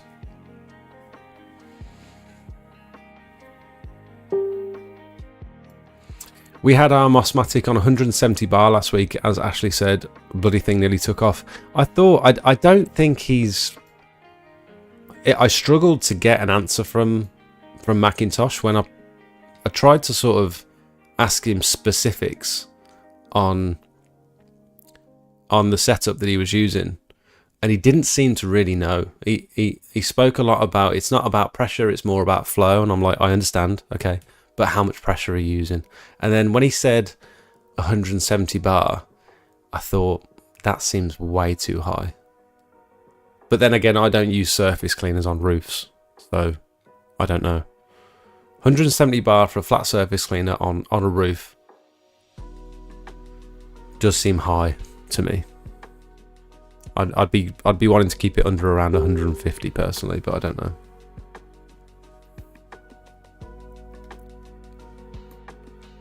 Hi Jake, at £4 per square metre for ceiling block paving, which sealer do you use now? So that's a good question, Jeff. I don't know if people are going to slate me for this, but I like the Screwfix one. Because it's local, I can grab more if I need to. It's called Scrub, they've rebranded it now, and it's a slightly different one. So this one, which is super cheap, you're going to struggle to get hold of this one now, I think. Driveway, patio and path sealer. You might struggle to get hold of that one. I think it's not in store. I think you can order it though, and it's like 15 quid. There's another one that they've just released called Scrub. This one's a little bit more expensive, but it seems like exactly the same stuff. So I think they've just rebranded it, repackaged it, and charging a little bit more for it. But even still, for 5 litres, that's pretty cheap, really. And I like it. I used it on some sandstone recently, and I managed to get like a really nice wet look finish. Ended up doing about 3 or 4 coats on it, but it worked really well. I'm going to see if I can find this for you. So that price, that sort of £8.50 per square metre is for that product. If I'm getting like a bougie sealer, like something a little bit more expensive, and I'm ordering it from Smart Seal or Pure Seal, the price just sort of goes up based on the price of the product. But if you're wondering how to price some of these sealing jobs, use my website, because it's designed to help you with this exact thing. So smelt.club, type in your square meterage. If you're not interested in the sand, the cost of sand and stuff, just don't worry about that. Just change that to like £4.50. And then sealing, have a look on the website. And this costs 25 quid for 5 litres. So is that £5 per litre? Yeah, can't believe I had to look that up. £5 per litre. The coverage, in my experience from a pump sprayer, this is around about 5 metres squared per litre. Maybe 4, let's just go 4 to be on the safe side. I want 2 coats, ideally to set the sand hard. Two thick coats, 2 good coats. And my labour to apply it is going to be around about £1.50 per square metre. So the cost, I need 25 litres of sealer, roughly. Take that with a pinch of salt. It's just a guide. Based on 50 square metres for 2 coats, 25 litres of sealer. The cost of the sealer is going to be about 125 quid. You might want to account for the delivery cost in here as well. And then the labour is going to be an extra 75 quid. So I don't think that's bad for, like, you've already resanded it. You've already taken into account the cost of sanding in this. So then just apply 2 coats of sealer, which is going to, on 50 square metres, it's probably going to take less than half an hour. 75 quid for the labour there is not bad. And look, we've come out at £8.50. I didn't do that intentionally. I honestly didn't do that intentionally. This has come out at exactly £8.50 per square metre, which is exactly the price that I mentioned before. So again, all you have to do here is, with the increased cost of your sealer, say my sealer actually costs £7 per litre, then the price just goes up. And then once you've got that price per metre squared, put it into my app. Put it into my... I'm not going to bother. Put it into my app. And then just use that for your screw fix sealer. And then for your, you know, acrylic seal from Pure Seal, put that price in. For your polyurethane sealer, maybe put that price in. And once you've got that price per square metre, you don't need to use this calculator anymore. You know what I mean? You've got your price then. As long as you made money on it and you're happy with the amount of money you made, you don't have to keep doing that calculation over and over again. Enhance and Seal Pro from Pure Seal is really good stuff. So is that the one? Is that the water-based one? Nick, thanks for watching, mate.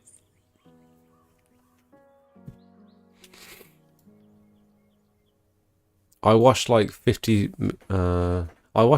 meters squared in 1 hour. How much are you doing an hour? Yeah, it depends on the surface, mate.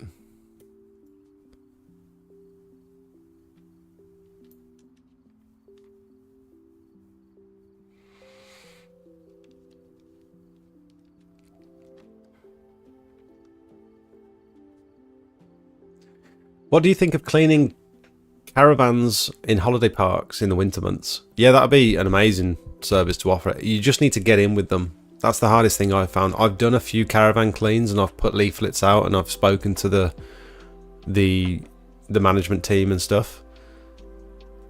And just nothing seems to... They don't seem to have any urgency to want to get you to do anyone else's. Like, even though you've done a really good job on, you know, I did all the composite decking, I did the side of the caravan and stuff with my lovely shiny TFR that I like to use, and it looked amazing.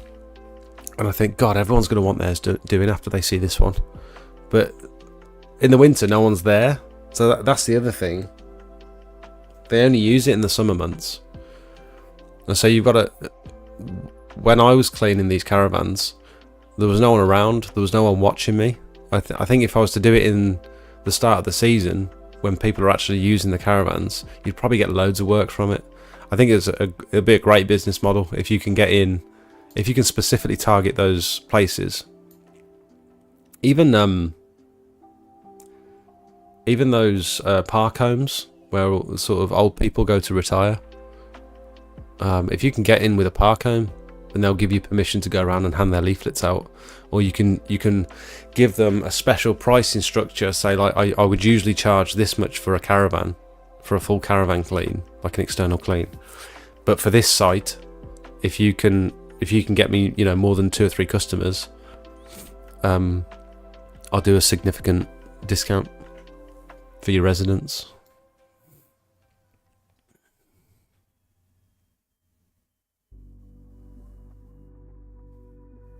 Which gutter vacuum would you recommend?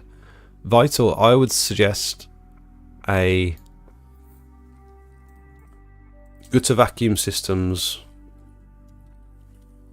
Panther. It's the one I started out with.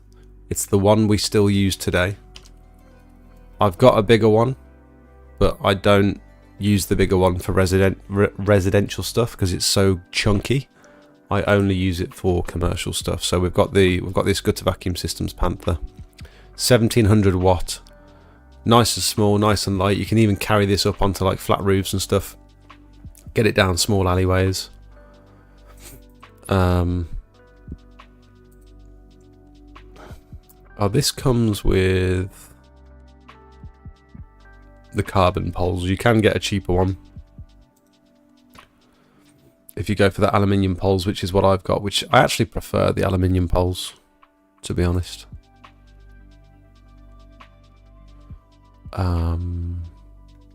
This one here. I just went for the biggest pole set. But if you're just doing residential stuff, I'd say probably 28 foot would do. No pole bag. Yeah, you're looking at about 680 quid, roughly. That's the one I'd suggest, personally. Thanks, Craig. Good info.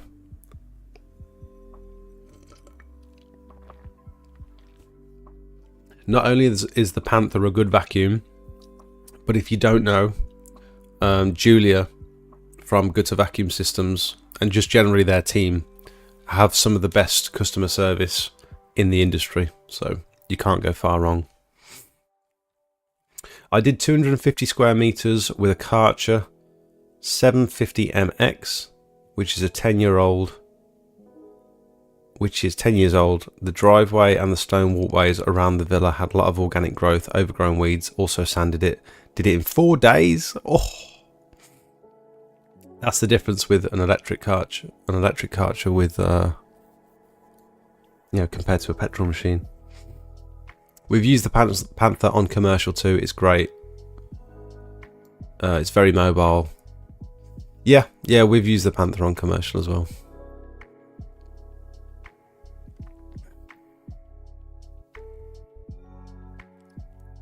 What do you think of pre-treating patios with sodium hypochlorite to prevent weeds growing? Hypo will not prevent weeds from growing. No, it doesn't do anything to stop the weeds. There was an argument a while back that the salt left over from sodium hypochlorite can potentially encourage weed growth. Let's ask ChatGPT. Can sodium hypochlorite encourage weed regrowth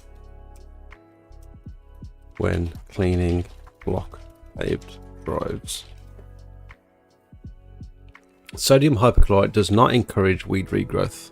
In fact, it's the opposite. Here's what it does. Kills weeds and organic matter. Sodium hypochlorite, the active ingredient in bleach and some patio cleaners, when applied to block paving, it kills algae, moss and surface weeds.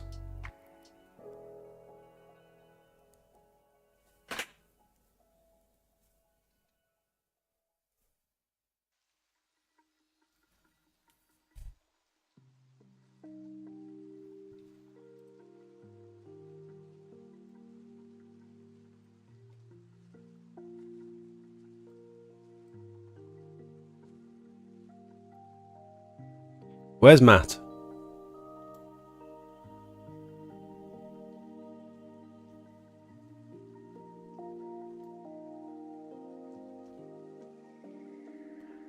hypo kills weeds. Why is this?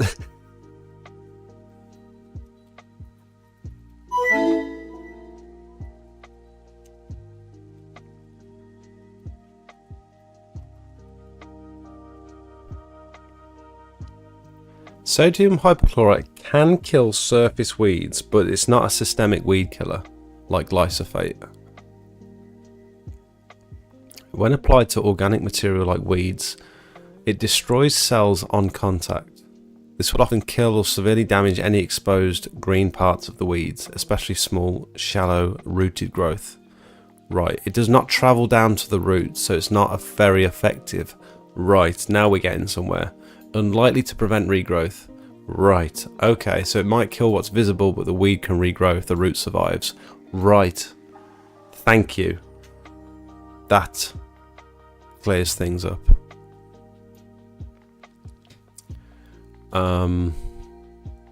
Should you kill weeds before? Should you apply weed killer before or after cleaning a block paved drive? Apply weed killer after. What? This is just going against everything that I feel like we know. Often removes the surface of the weeds but not the roots, so applying a systemic weed killer afterwards ensure the roots are killed too. But does that mean you've got to treat the whole drive rather than just the weeds? After cleaning, there is an open and the area is open and visible, so you can target the problem spots more effectively. Applying weed killer before cleaning is often a waste. The pressure washer just washes it all away. Okay, heavily overgrown, do it beforehand. Kill off large weeds to make them easier to remove. But isn't the weed killer? But weed killer isn't absorbed through the roots. Is it?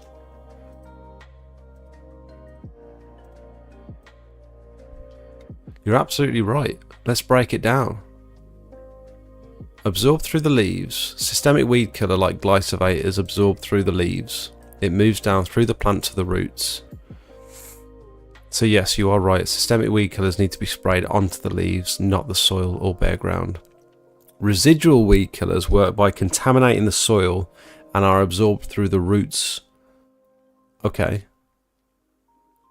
So often used after cleaning and resanding, can linger in the soil for weeks and months. Path clear, weedol, path and drive. So so we're looking at different types of weed killers for different applications. These do affect roots, but only new weeds, not existing established ones. Contact weed killers kill only what they physically touch. Fast acting but not permanent. Residual weed killers are best after cleaning and resanding. Right. What type would you consider acetic acid to be?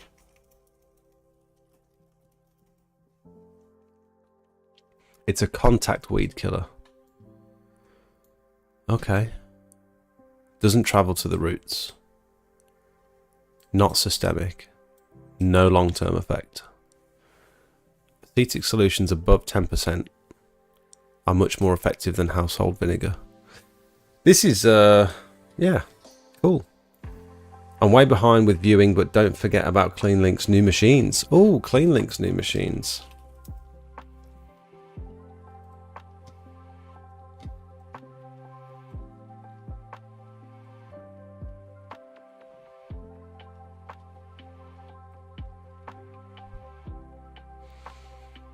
Oh, they've got the little carry machines. That's a very good idea.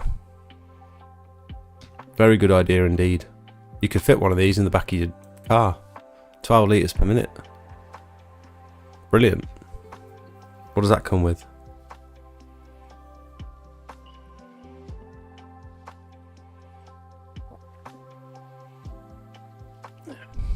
Comes with a lance, 8 meters of hose. That's brilliant. For someone starting out from their car, what a brilliant idea. 12 litres per minute, 125 bar. I probably want to get a slightly higher pressure one if possible. 10 litres per minute, 150 bar. 13 litres per minute, 150 bar. 10 litres per minute, 135. 12, 150. Evolution. Maybe something like that would be better. 12 litres per minute, 150 bar. That'd be great for someone just starting out from their car. Cracking little selection there, mate. We've got loads to choose from. Look at this. Bloody hell. Christ almighty. Smashing it out. That's Clean Link, by the way.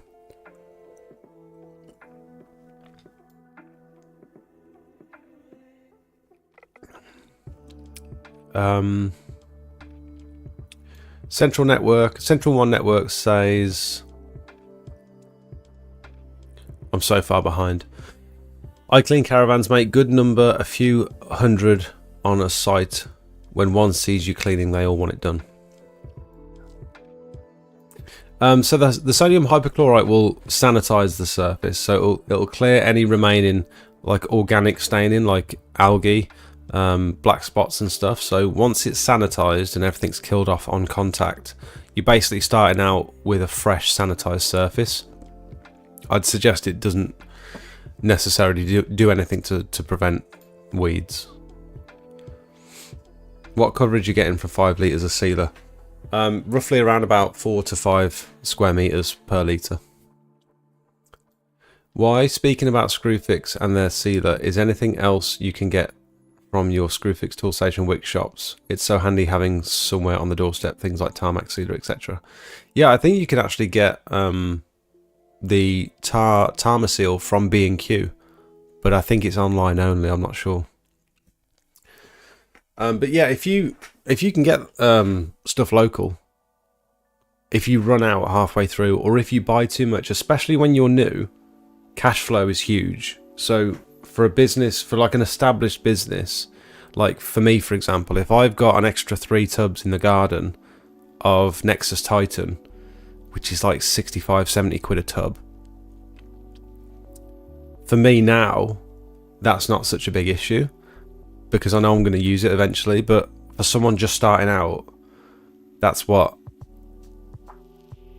210 quid at 70 quid, 70 times lit. Yeah, 210 quid sat in the garden. And if I could get that stuff local, I could just go and take it back and free up that cash for the next thing. You know what I mean? If you over order on products online, it's much more difficult to send them back. I tried using Google Maps app to measure the patio, but the image is not clear. Is there a way to make it work? Yes. So if you go on Google Earth, let's just type in Bronze Grove.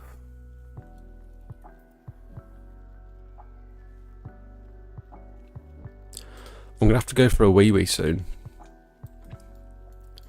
Let's take one of these drives, for example. Let's go down and have a look first. Oh, that's a weedy one. Look at that. Christ, I couldn't have picked a better drive. So it goes down the side of the house to the garage door. God knows how far that extends. Maybe let's just cut it off at the bush and the gate. So this image is pretty crap. Oh, bollocks. So what you want to do is go onto this little button here, which I don't think is on the mobile phone version. It's much harder to measure stuff on the mobile version. So I'd say get yourself onto a computer and use the desktop website. Historical imagery. And you can just scroll back through the years here to get a clearer image. I generally find 2017 seems to be consistently the best image for some reason.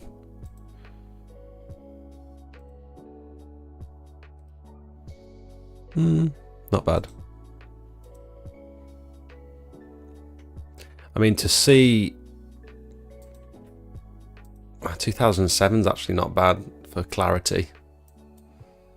And then I'd just go in and just do that and put a little bit, go a little bit over, just to make sure you're accounting for everything.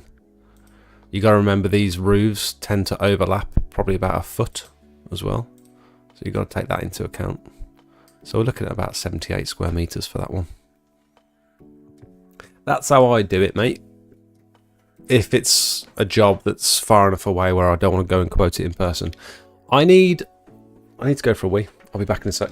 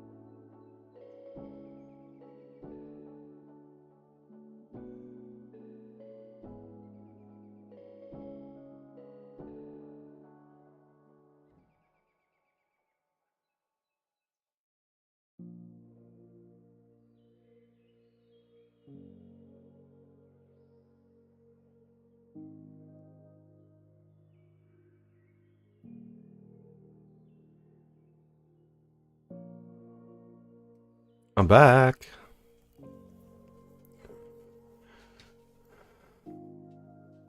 The Enhance and Seal Pro from Pure Seal goes so far I get a few drops from a tub. There you go. That's due to applying with a roller. I think you would get the same stuff with a screw fix.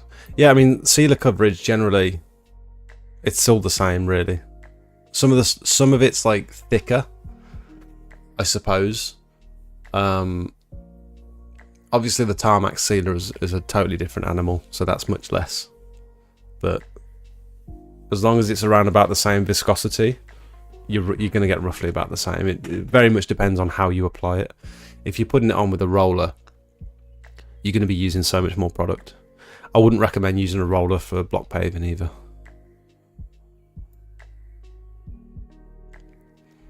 Had someone call me the other day to finish a roof clean as his wife went into labour and he left his GVS 3600. I did not find it better than the Panther. Really? Had someone call me the other day to finish a roof clean.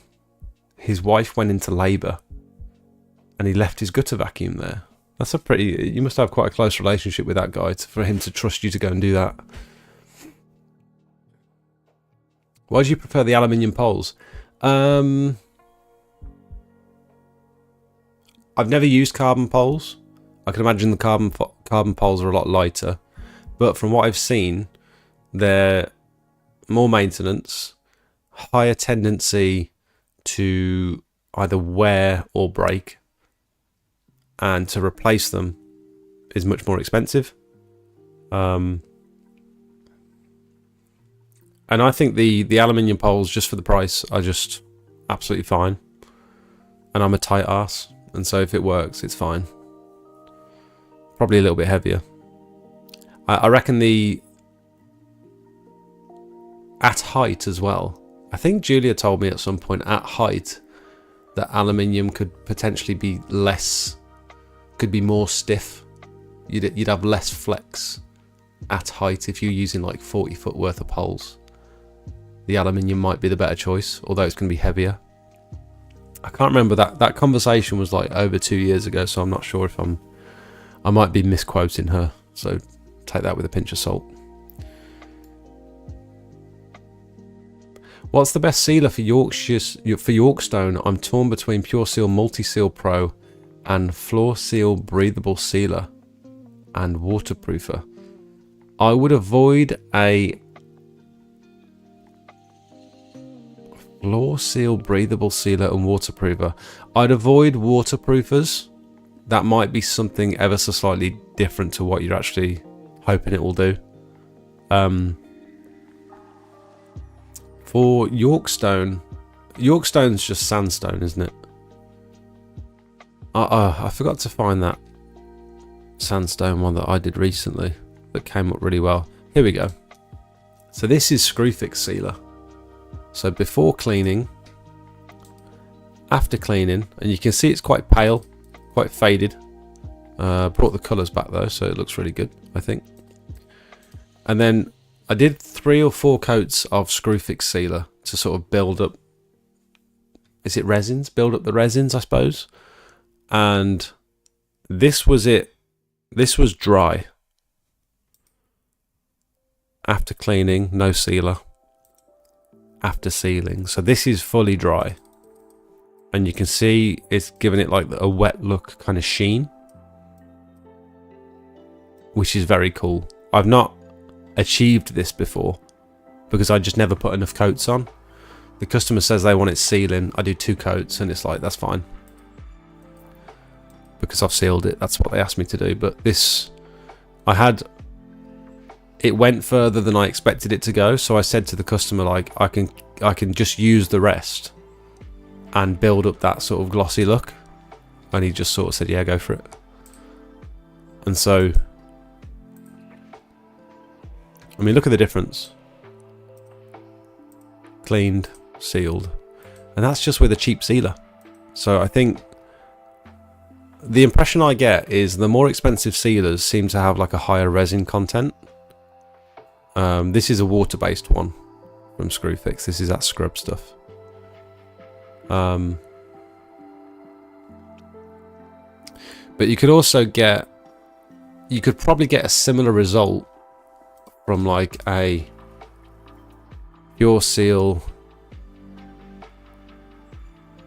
I think this product behaved fairly similarly when we sealed some Indian sandstone, some grey Indian sandstone. It behaved very similarly. I could imagine I could have achieved this result if I'd have just built up the layers, but we did some grey sandstone. I only ended up putting 2 coats on it. Again, it's just like a water-based sealer. But then if you go for something that's a little bit like, I don't know what I'm talking about here if I'm honest, but higher resin content, maybe like a solvent-based sealer, you could probably achieve a similar looking result with fewer coats. Is the Enhance and Seal, this is another water-based one. So I don't know the difference between the Enhance and Seal. I'd like to get Chris from Pure Seal on at some point so he can talk about the difference between all these sealers and why the acrylic seal is better than that stuff from Screwfix, for example. Because it must be, because it's so much more expensive. You'd imagine, anyway. And I've got no way of like checking, because I suppose you could read the SDS sheets. I don't know, but I don't think the SDS would tell you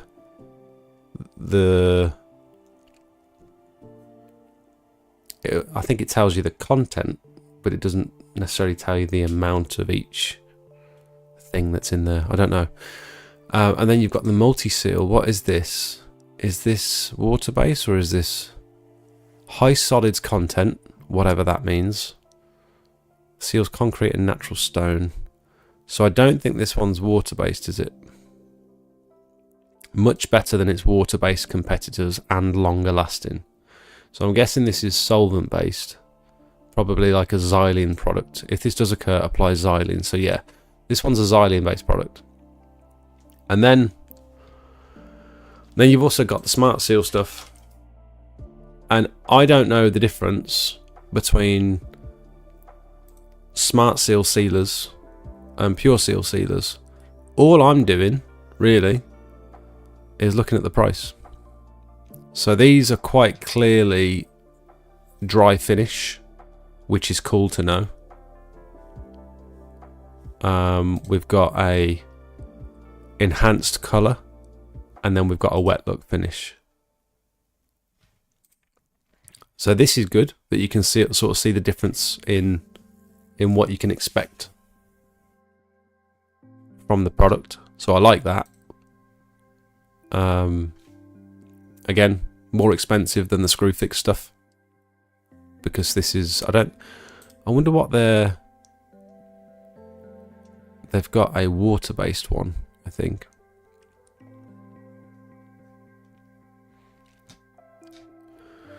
So this is the ultimate enhancer. Here we go, color enhancer, dry finish, ultimate enhancer, and this is like significantly more expensive. See, is that wet or is that sealed?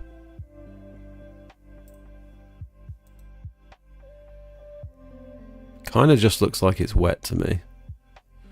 This is where I'm not sure on some of these photos, both Pure Seal and Smart Seal. Like some of them they're using the same photos across multiple sealers. That one's clearly been sealed, and then there's water been sprinkled on the surface, so you can see how sort of waterproof it is. This surface might have been sealed, but then there's puddles of water at the top. So I feel like this isn't really an accurate representation of what it would look like because there's standing water. But then I guess that's the point, is that it sort of waterproofs the surface. I don't know. And they're probably getting these images from contractors that are just doing the work. They send them the image, said I use this product, and then they put it on their website. This kind of just looks like it's wet to me.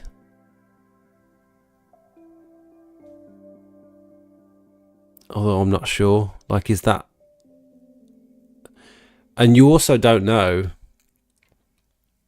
There's white in between the joints there. So I think this is literally just been applied and it's not dry yet.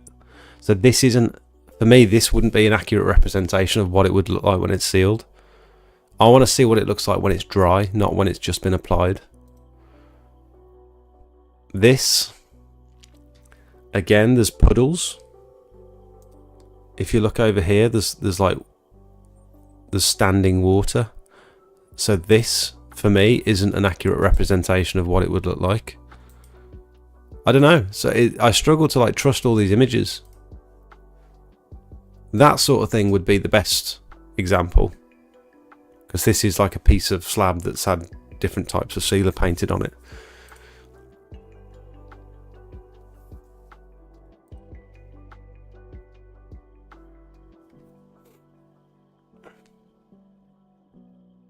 So yeah, just do your research really.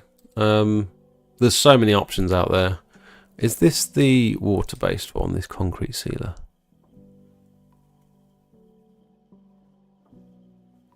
This isn't what I wanted to look at. Concrete floor sealer.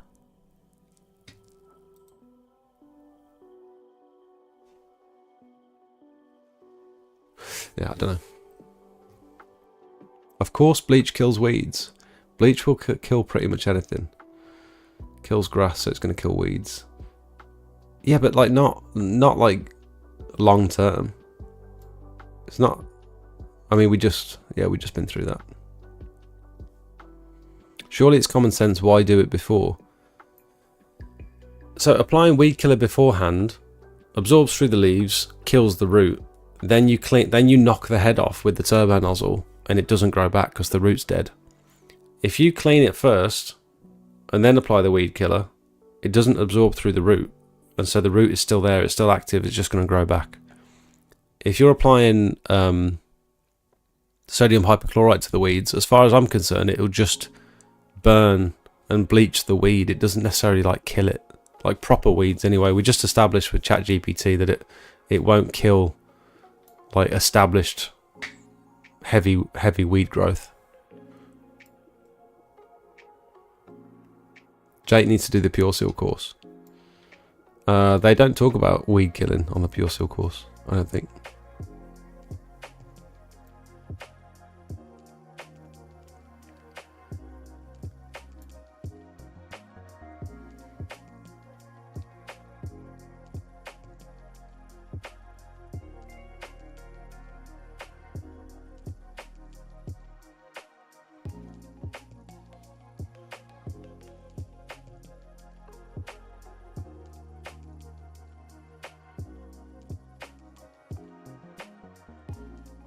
Don't believe everything on ChatGPT. Fair enough.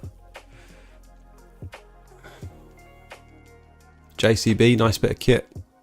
Yeah, I think a lot of people have gone for the JCB since Sid's video.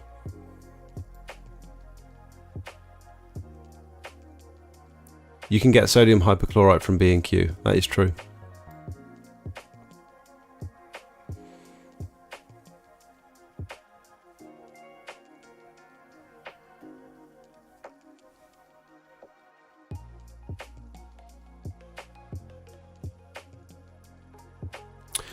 Howard, hi again. Looking at the liquid pack, they also sell back 50, but it looks like any member of the public can buy it. Do you know why it has? Do you know why, and has anyone tried it? So there was an issue with that liquid pack back 50 a while back, and I can't remember what the issue was. Someone in the chat might be able to tell you. But it's also like recognized. Is it like certified to be used in exterior cleaning?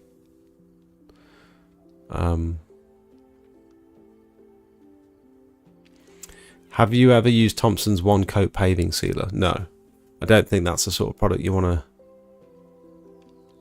Oh, let me see which one you're talking about.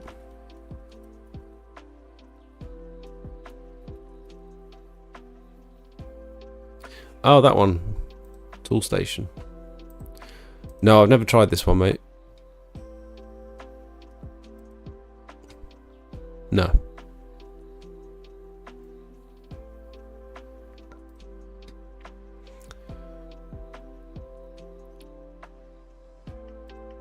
Good reviews, though.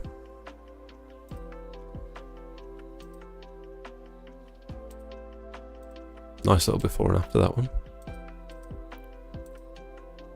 Hey, look at that. Costs more than the rivals, but well worth it. That's a nice after photo. I think they've just sort of gone around the pots, which is pretty fun. Oh, look at that. Might have to try that one. Ooh. Use it on black limestone paving. Interesting. Oh, they're brand new, that's why. Oh, you can see the difference there where he started putting it on. Some good before and afters on this page.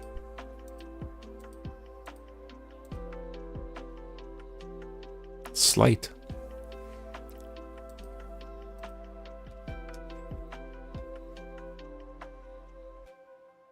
Jake, have you seen Gutter Vacuum Systems and their new water-fed pole setup for gutter poles? No.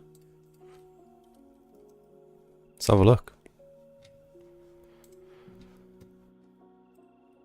Where can I find it?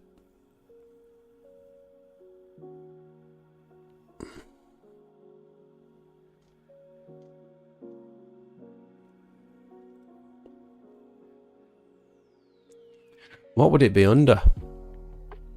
Or would it just be on their Instagram?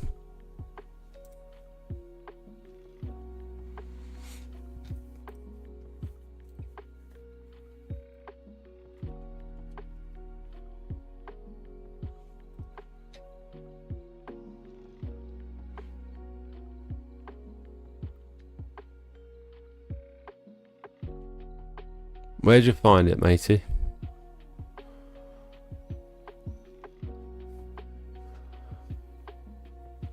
Power pole to water-fed pro pole converter. Power pole to water-fed pro pole converter. Transform your power pole into a fully functional water-fed pole with our new first section converter.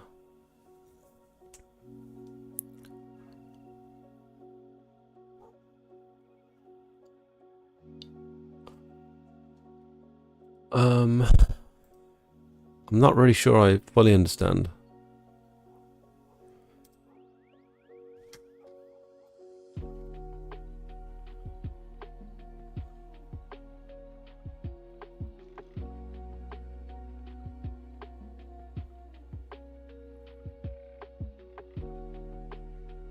I've used the screw fix stuff. Pure Seal is better and goes a lot further on sandstone. I mean, how many times did you use? How many times have you tried both? You know what I mean? Because one type of sandstone could be different to another. And are you applying it in exactly the same method and stuff? It's, I mean, based on one experience, I would say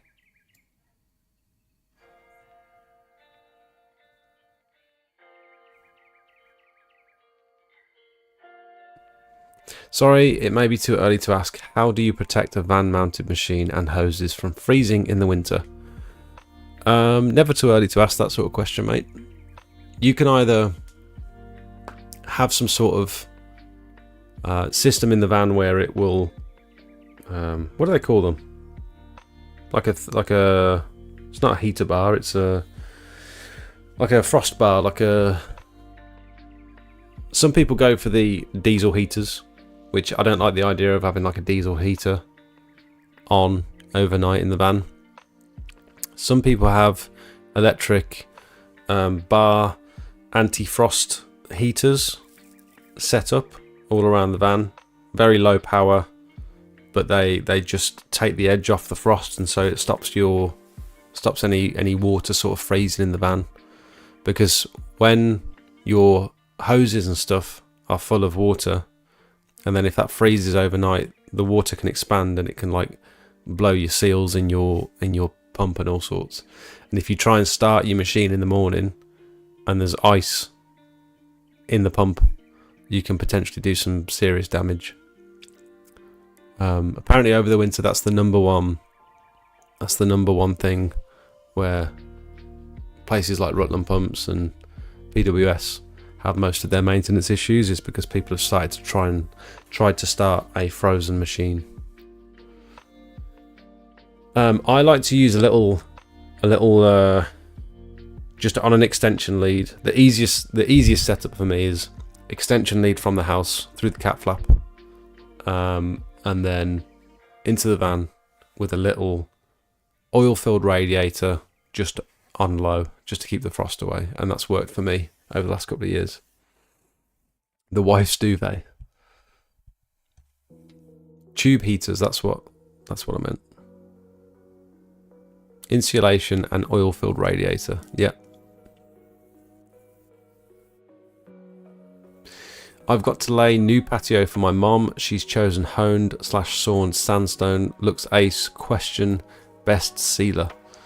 Yeah, so that's going to be a bit of a nightmare to clean going forward. Those are the ones that can really absorb all that organic growth. So we've got a section in the Discord for like cleaning. So we've got, where are we? We've got surface guides in the Discord, and we go through how to like clean these honed surfaces. But to seal them, you can use any sandstone, any sealer that's appropriate for sandstone.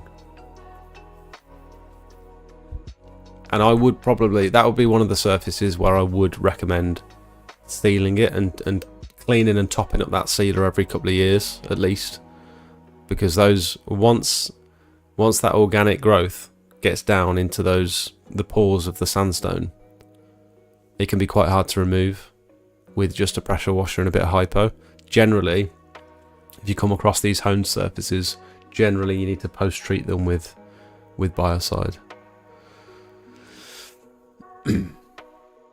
Not sure, the Screwfix one I used was water based. Do you know how much the average pressure washing company makes per day according to the Gov website? Fred? No, I don't. Smout, love the videos. You have me looking at doing this as a job. Cheers, good going. Dr. Pablo, if you're a doctor, mate, if you're a doctor, this might not be the industry for you. I bet there's better money to be made doing doctor stuff than there is doing pressure washing.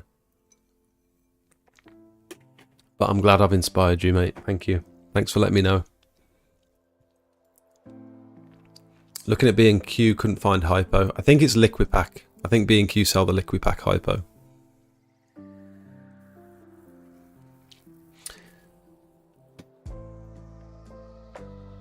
Liquipack Back 50 was acetic acid.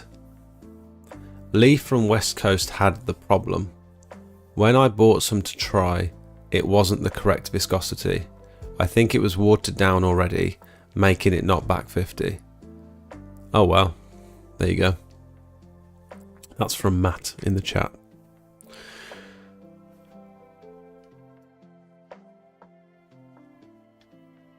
Smelty, you're looking tired, buddy. Get yourself to bed. Do you think I look tired? Thanks. I am pretty tired. We've just done like 2 decent sized repointing jobs over the last couple of days, and it's taken it out of me, to be fair. I didn't even do the grinding on the one, but we finished this one, which came up really well. Nexus Titan. This one took quite a while for me to get back to the customer because we'd cleaned and ground everything out. We'd also cleaned the driveway, and so I managed to get back nice and quick to, just skipping through these real quick, to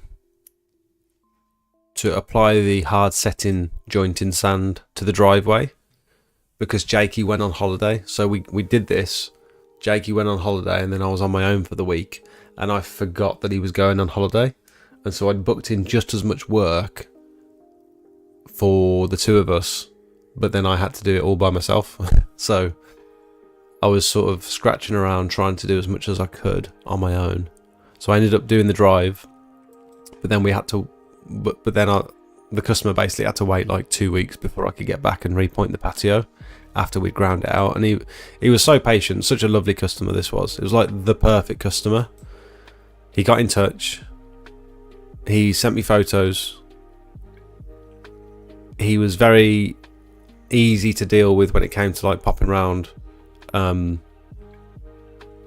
visiting, measuring up and stuff.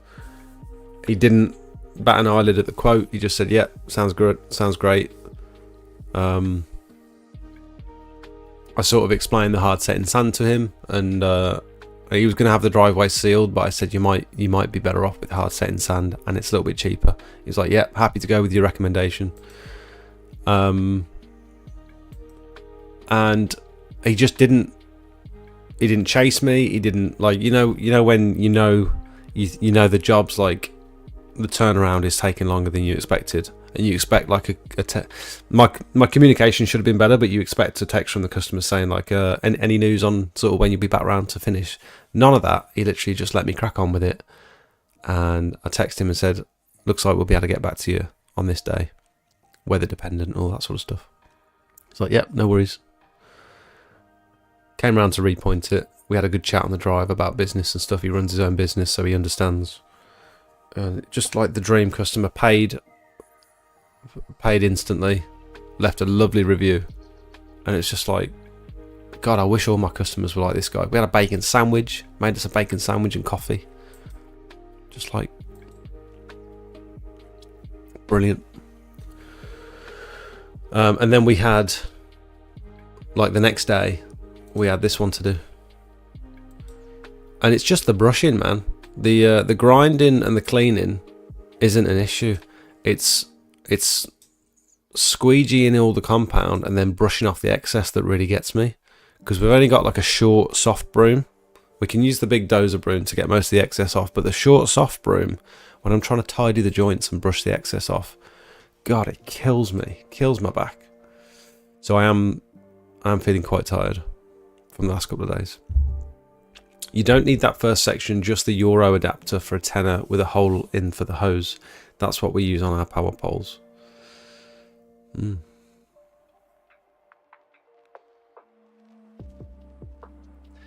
There's different grades of sandstone.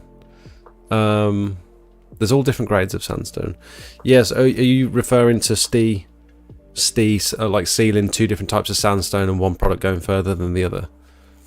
Yeah, that's sort of the impression that I got. Is you could have 2 different. It depends how like permeable the sandstone is as to how far the product's going to go. Will you power wash driveways in the winter? I did actually, all last winter. We didn't stop doing block paved driveways and stuff. We didn't stop.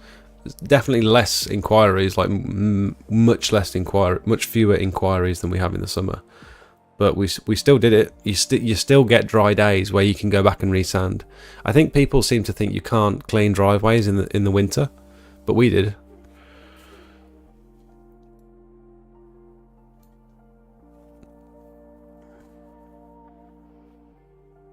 Do you use warm water? No. Can you share the actual hypo product that you use? Yes. People aren't going to like this, but yeah, let's just do it. So I get mine from TFM Farm Stores.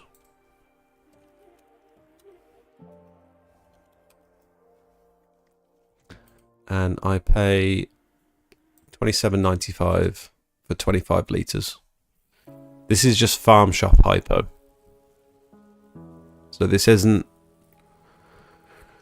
I mean, this isn't labelled to be used on like exterior cleaning driveways and patios and stuff. Oh, discount for bulk orders. I didn't know that. That's interesting.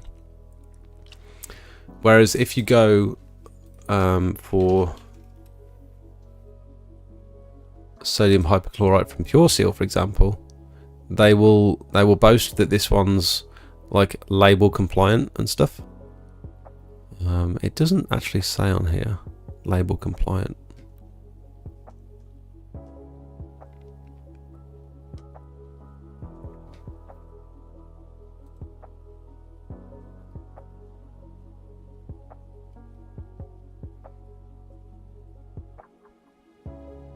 So this one's not an accurate comparison because it's got surfactant mixed in with it.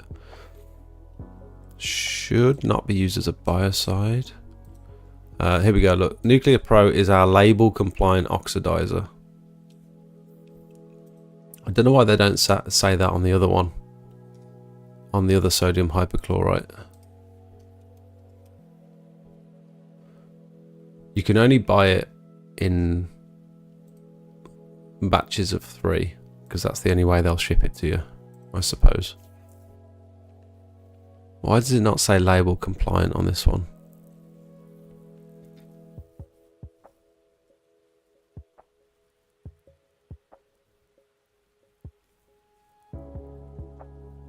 Strange.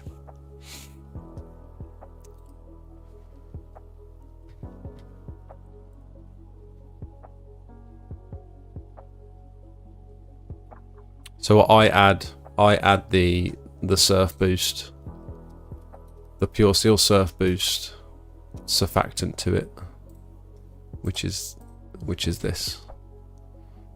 So this is what helps it foam up and increase dwell times and all that good stuff. Crystal clean, no worries, mate.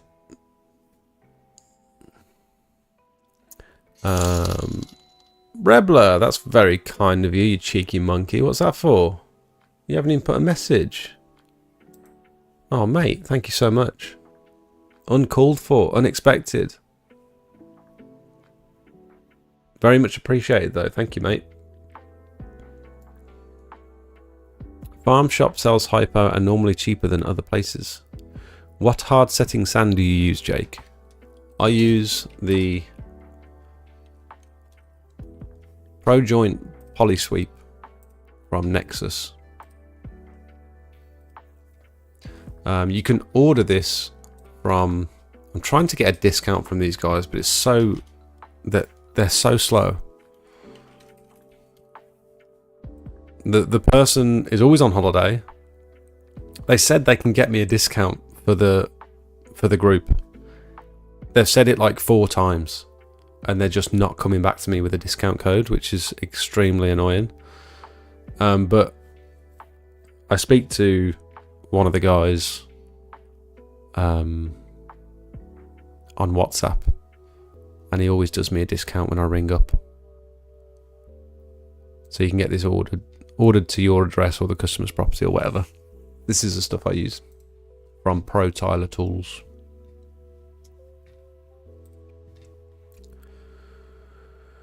Hi all, sorry, just managed to get online. No worries.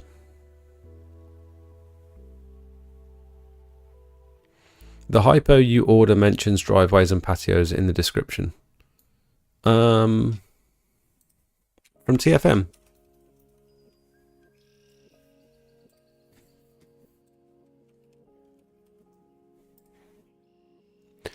Patio cleaner that's quick and easy. What? I didn't realise that. Drive patio walls, fences and brickwork. No way.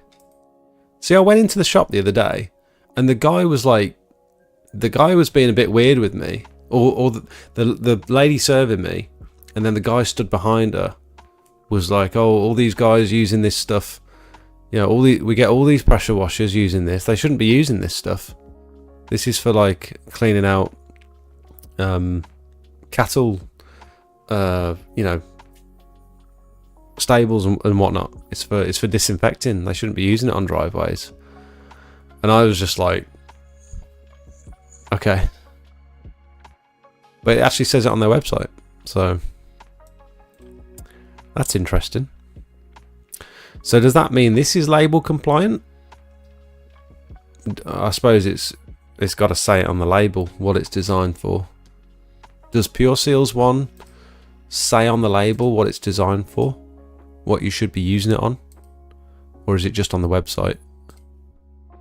You know what I mean? These are all the questions that I've got for Pure Seal. I'd love to have Chris on, but he said this isn't really his type of thing, doing like podcasts and stuff, which I understand. But I wish he would. Rebler, thank you so much. That's very kind of you. I'm paying £16.25 for 25 litres now. Buying it in 200 litres for 130 quid. Where are you storing 200 litres of hypo?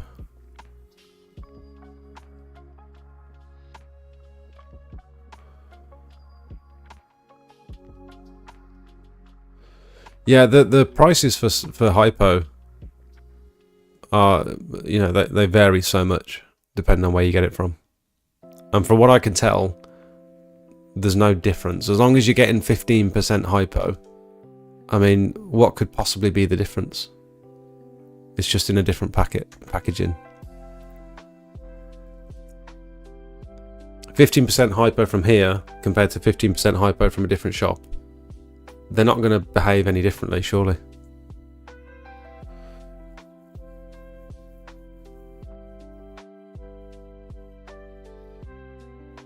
I'm planning on going to Canton Trade Fair in China come October. Do you want me to look out for any particular pressure washing products? Victor, I think I'm good, mate, thank you. I've got everything I need at the moment. I think label compliance includes all the material regarding the product. Every description and writing. Okay.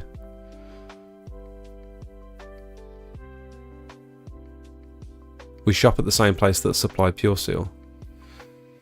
I think that GVS thing is different, not the part Jake showed. Did I pull the wrong thing up? I'm sorry. Guys, I'm gonna go. I'm done. I